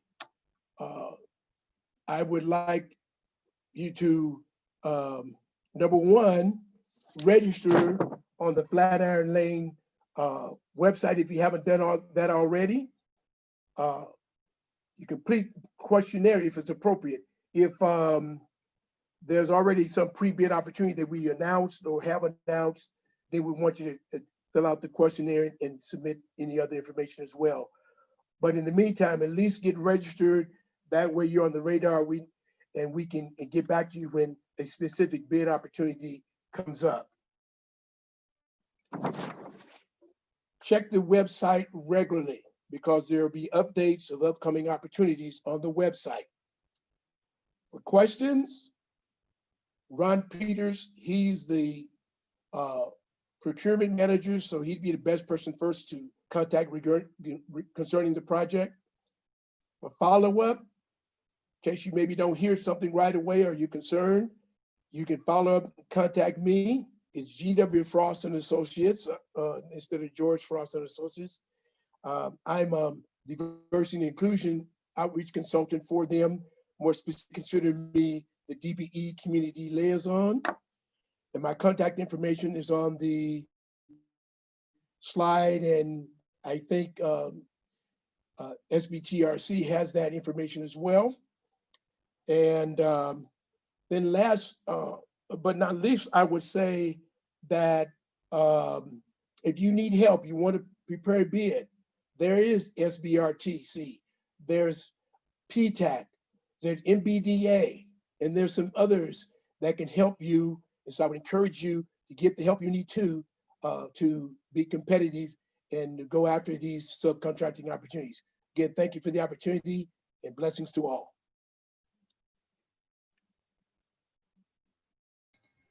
All right, thank you, George, for your presentation. And again, that information is available. Jessica's been sending that out. If you cannot access the information, let us know so that we can ensure that you get that information, especially for the general meeting that is going to happen on February 11th. I know the rest doesn't really pertain to this group of folks that are participating. Christina, I am so jealous. I am looking at you. You've got like sleeveless on. You're warm. I'm freezing. I've got the heat on. All right. So thank you so much, George. I know that every class you were putting out the information. If you are interested in working on the 405 project, make sure you let George know or sign up for that. Thank you so much, George, and a Merry Christmas to you and a Happy New Year to yourself and your family. Are there any questions at this time for any of us before we proceed with our last presenter today? Okay, so Graham, I guess we saved the best for last. Graham is here to talk about, yes, money. He is here to talk about the SBA program, the Paycheck Protection Program, and then also the Economic Injury Disaster Loan, the EIDL. Yes, that's correct. Thank you, Tanya. Thank you to the rest of the presenters. We'll go through this quickly. I know I'm the last presenter. It's always exciting for me to participate in bonding education programs. They're near and dear to my heart. Why? Well, I was at the U.S. Department of Transportation from 2010 through 2018, where I worked for the Office of Small and Disadvantaged Business Utilization. And at about the time that we were kicking off the bonding education program, Tanya and Lily and I go back to those early years. So I'm always excited, and no longer do I work for the government. I'm from Washington State originally, grew up in Port Angeles, went to University of Washington and law school at Seattle U. So that's how I'm plugged back into this network, and it's great to be back in the Northwest and participating and working with small businesses on the private side up here. What I want to focus on today for the presentation are grants first, before we talk anything about financing, and then what else can you do right now during COVID in terms of some options. So first, grants. It's free money. That should always be your first priority. It's a low burden for a high reward. Always think grants first. What are some grants? Well, most of you are most familiar with the Paycheck Protection Program. The first release of funds, there's no more applications for that program. Continue to monitor closely, because I would expect it looks like there's going to be another round of PPP monies released. We all probably remember how scared we were at first. Oh, you know what? I need to share my screen, don't I? Or are you going to follow me along, Jessica? What works better?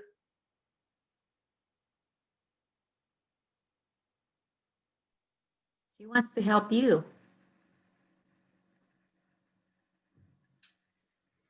Oh. All right, I'm sharing my screen. I realized I forgot to do that.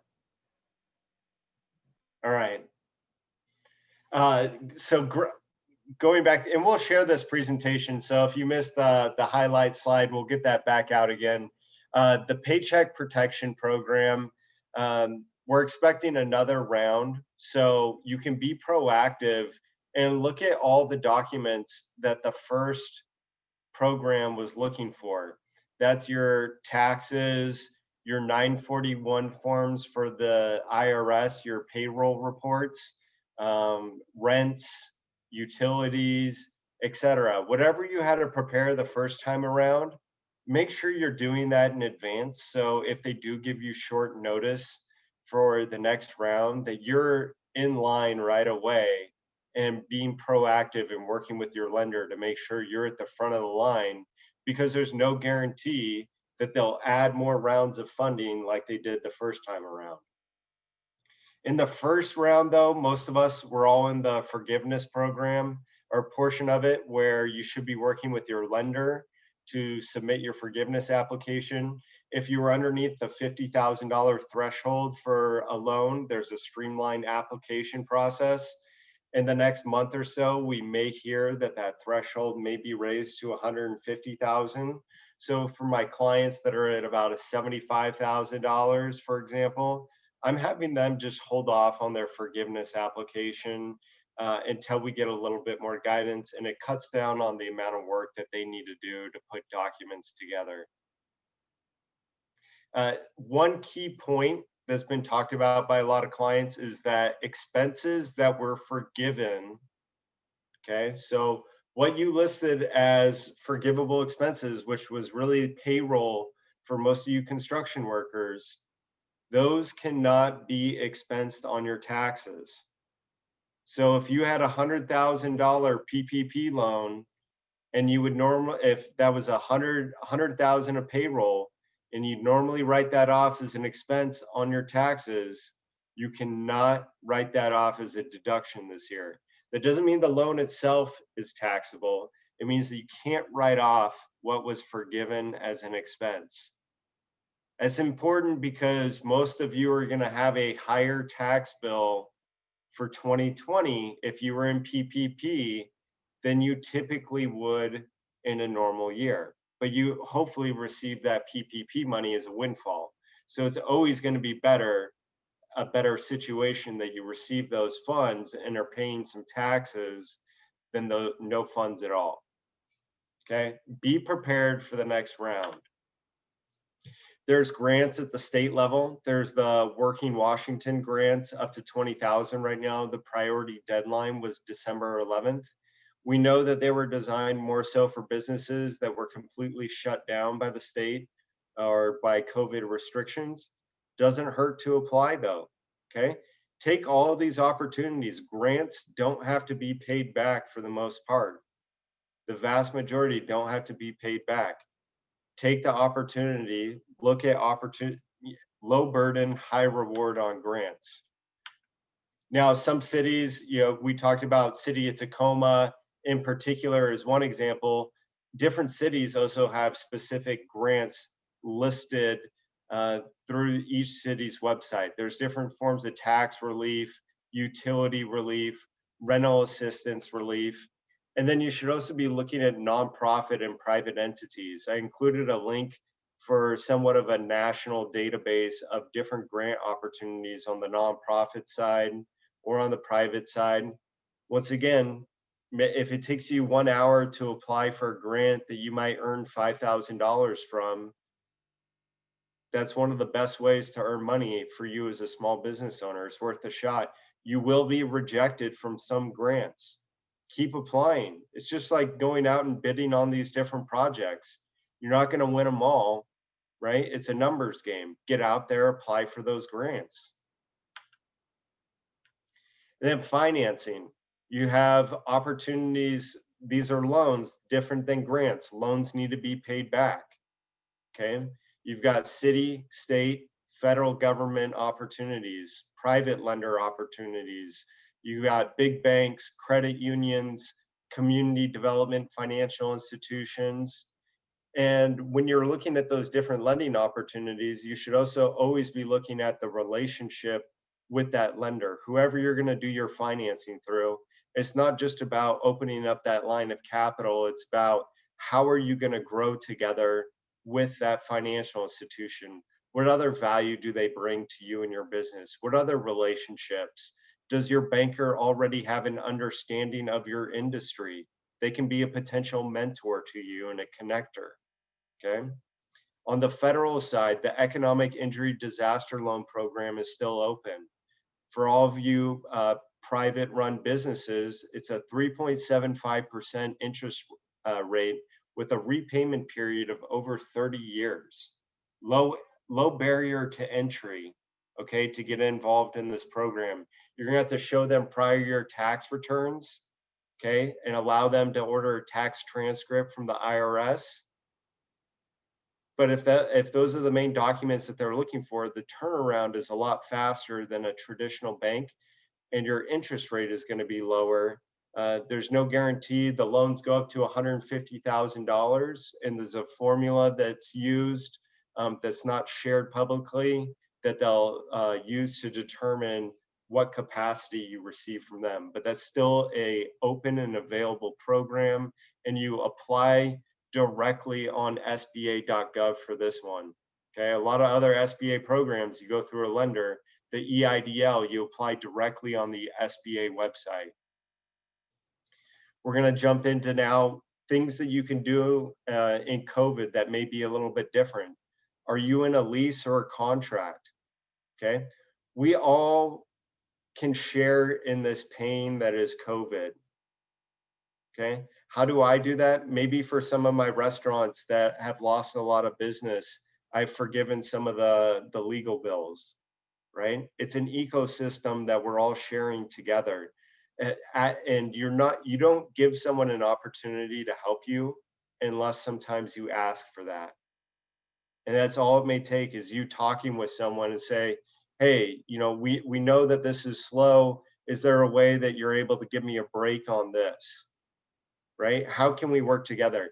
Because your vendors want you around next year, not just next year, but for the next 10, 20, 30 years. So does your bank.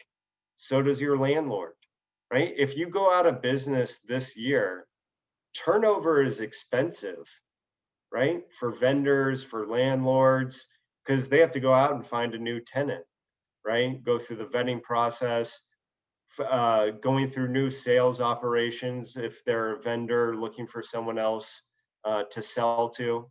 Work with people now, negotiate, see if you can get a better deal on some of these contracts or lease that maybe you're in. For those of us that might have a force majeure clause in their contract, this has been an interesting time to look at whether or not COVID is considered an act of God in contract law that would allow contracts to be canceled. It's good to take a look at your contracts, see if anything is in there, but also look at all future contracts because we expect issues with COVID to still be around next year, okay? So be looking in your contracts for any COVID type clauses on whether or not contracts can be canceled without penalty because of disruptions due to COVID. Adaptability.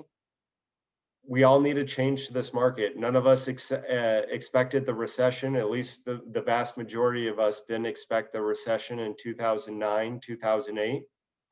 We didn't expect COVID, but what can we expect? Well, we know that Biden just nominated Mayor Pete Buttigieg for the Secretary of Transportation. We know that they're planning a large-scale infrastructure package. It was something that was even talked about in the Trump administration.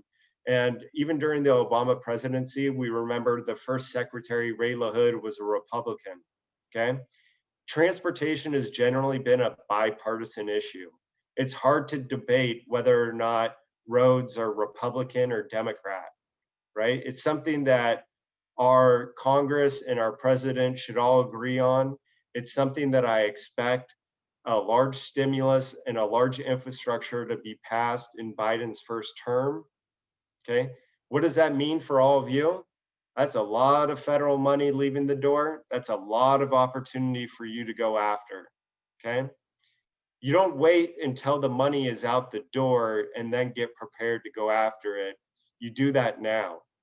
So if you think that you're slow because of COVID, instead of thinking, you know, COVID is slowing me down, you start telling yourself, I'm getting prepared right now for everything that's going to happen, right? Shift your mindset that the reason why maybe you're slow is so that you can get prepared for what's going to come next year, which I expect is a large number of different infrastructure packages. Those who prepare now will be set up best to succeed on those projects and win those projects next year. How are you going to adapt? How are you going to do joint ventures, right? How are you going to work with your peers, network? Think abundantly. There's going to be plenty of opportunities. And many times, the more you're working with other people, the more opportunities you're going to have to go after those. Don't be siloed. Be willing to work, learn from other people, and work with other people. Overall, continue to think safety first.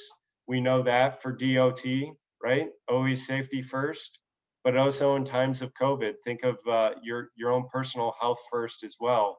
You're only as good, your business is only as good as you are. So if you're not able to show up for work, your business isn't going to be operating, right? Make sure you're taking care of yourself first. And then in order of financing and money opportunities, you should be looking at grants and then financing for capital. Don't be afraid to negotiate, continue to adapt, and get ready because infrastructure bill is coming. Graham, I just want to echoing what you said earlier. I just remember in 2009 when we start working together, when yes. Obama administration released the ARRA funding. And Tanya, you were with Urban League. We were announcing our first state to receive the bonding reimbursement participant. That was the WACA group. And is that WACA group, right? 500,000, something like that. I forgot. But the point is, it was a bond reimbursement.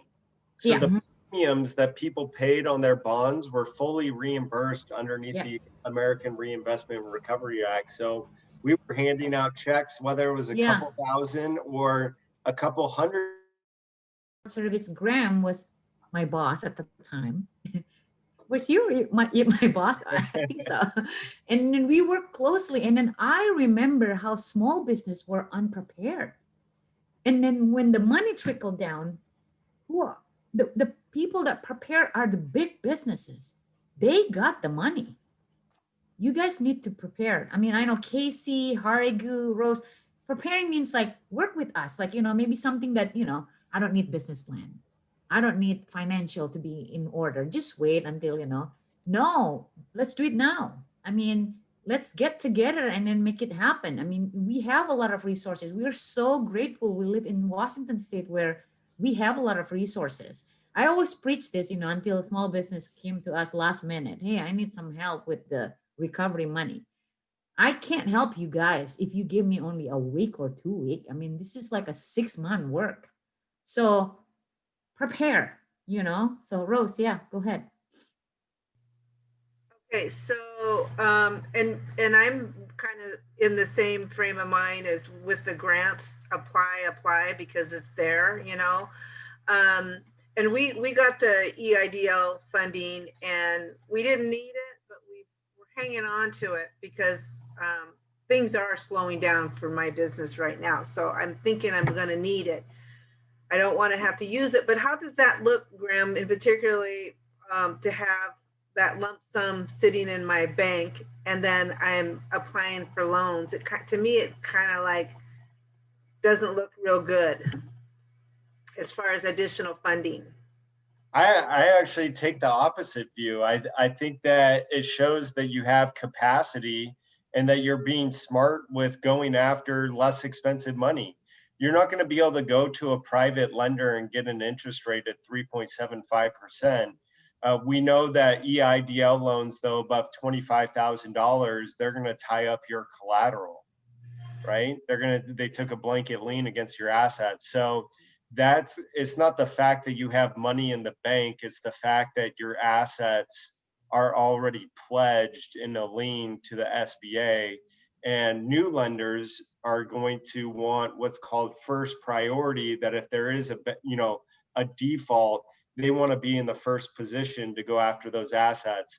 And that's the thing that you would need to be careful about. It's not the money in your bank, it's having those assets tied up. So for companies that maybe only received 30,000, let's say, in an EIDL, but maybe they really need $120,000, and that bank wants to be in first position, meaning to secure the collateral, you may be able to work with the SBA in having them what's called subordinate their position.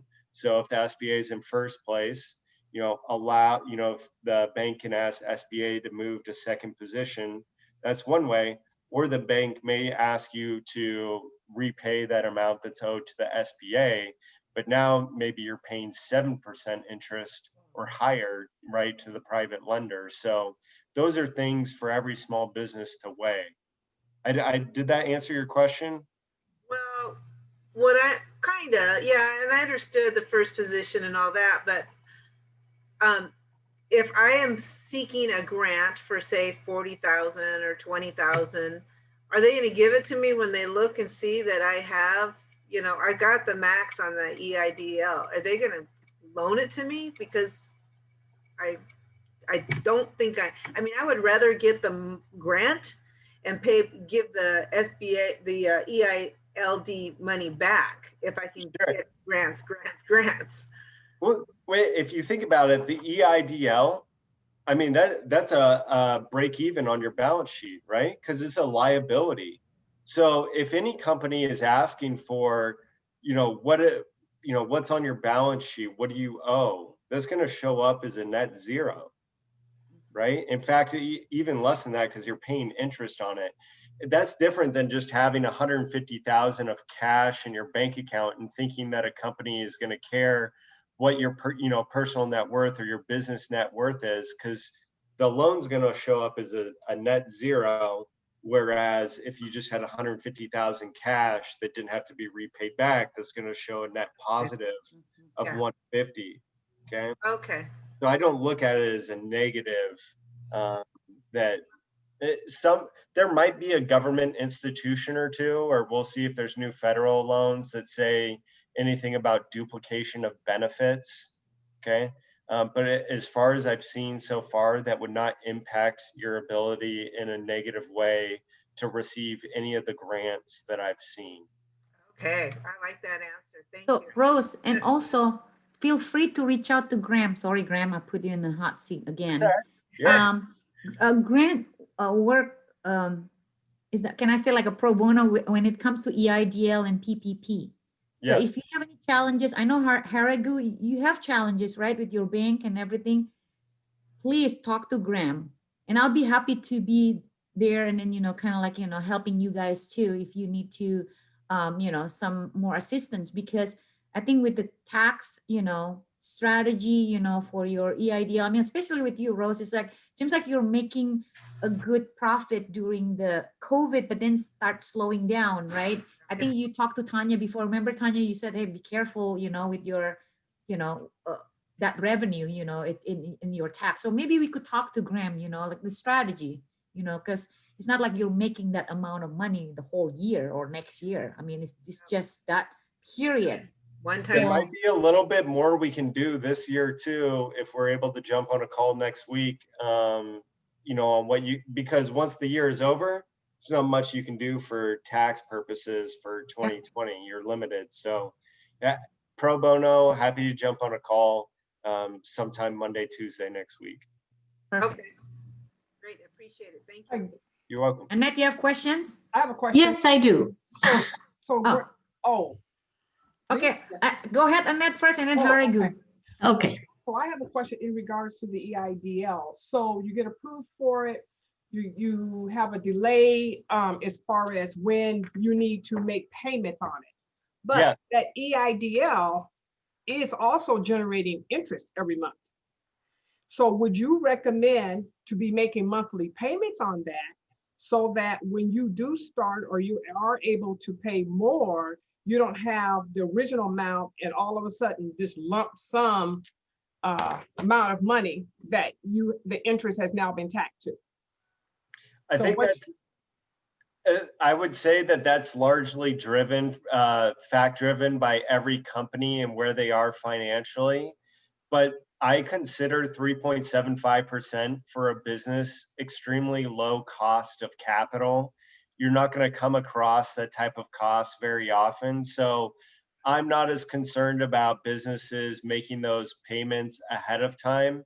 It just takes planning though, right? That if you know that you don't need to start making payments for 6 months, 9 months, 12 months, whatever term you ended up setting with the SBA, you just need to know that in advance, that the interest is going to be added on there, and factor that into your planning. But it's not like it's the 10% or 12% that some businesses can see, where that's a larger concern for me on making those interest payments right away.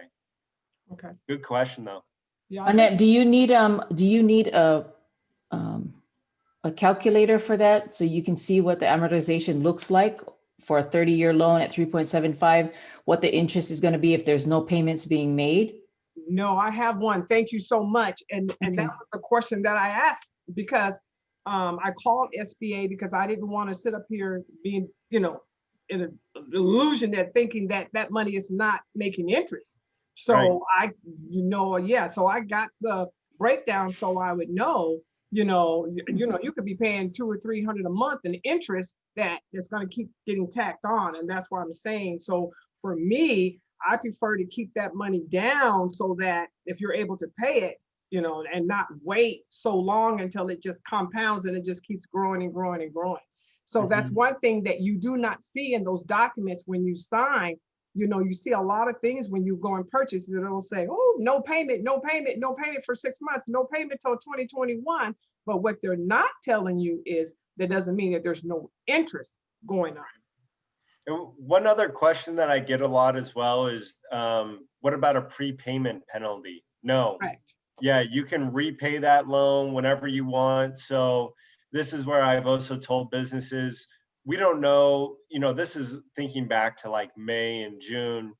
We don't really know how severe everything's going to get, what's going to go on, because of the low cost of what I consider a low cost of capital. It's better to apply and know that you have that lifeline, and you can always repay it right away without penalty. Absolutely, I agree. Thank you, Tanya, as well. Kudos to you, Annette, because it's really refreshing to know that you've read and you've seen all of that. Because I'm dealing with a lot of people that have taken money from a city program here in California, City of Sacramento, and there's a forgiveness on that. It's not really a grant, it was a loan, and you have to jump through all these hoops to get it forgiven. And almost everybody that I'm talking to or trying to help to attain that forgiveness, they don't even know the parameters of forgiveness. Correct. And it's like, how did you even take the money and you signed these documents? Did you not keep a copy of the documents? Correct. And so we're having to provide the documents to them all over again so that they can see. Well, guess what? One of the items is you have to have a business plan developed by the end of 2020. Wow. And we're here. Well, here we are. That's Yep. Absolutely. And so there's this mass hysteria and panic happening. And I told them, I said, well, when you signed up for this, nothing's really free now, is it? That is you have to know what it says, you know, on the fine print. So and I have turned down a couple of grants because in the fine print of the grants, they have the authority, or you're authorizing them to use your name, to use your business, to come back and request reports, request photos, request follow-ups, request how that money was spent. And there was just a list of just all these things in the fine print. And I just thought, okay, $5,000, that's okay. I'll pass. I appreciate it, but I'll pass. Regu, come on, ask question. Yep. Oh, thank you. Thank you. Okay, well, Graham, I have similar questions to Rose. And I recently got a loan forgiveness for my PP, a partial loan forgiveness for the PPP loan. And of course, I don't know what that's going to mean in terms of taxes. And I've used all the money for payroll, but, you know, and I also had received a grant. And I'd like to, you know, meet with you for an hour if possible next week. And I have several other tax issues, accounting related, and would be nice if I can spend some one-to-one discussion with you. And Yes, definitely. I'm wondering what your availability is like next week. Yes, Monday and Tuesday, and we can set that up offline. Okay, I can Lily will send do you an an introduction. I'm sorry, can I send you an introduce us. email? I will set it up for both of you. Yeah. Thank you. Thank you. That sounds good. I have a comment. Has everyone heard of the Great American Outdoors Act? No. $1.9 billion annually for the next 5 years to help rebuild our national parks and infrastructure. So it's Forest Service, National Parks, Department of Interior. These are federal level contracts. If they are sending out sources sought notices on betasam.gov, within the next, they might even have some out now, but for A&E, build design, facility construction, facility support, and geotech. So they have a lot of money. They're waiting for the final appropriations to pass to be able to start spending the money for 2021. And I'm going to post the link about the projects or about the act. And then there's a link to the project. So you can look and see what projects they are putting through to Congress for appropriations. But it's a fair bit of money to be spent to support our national parks.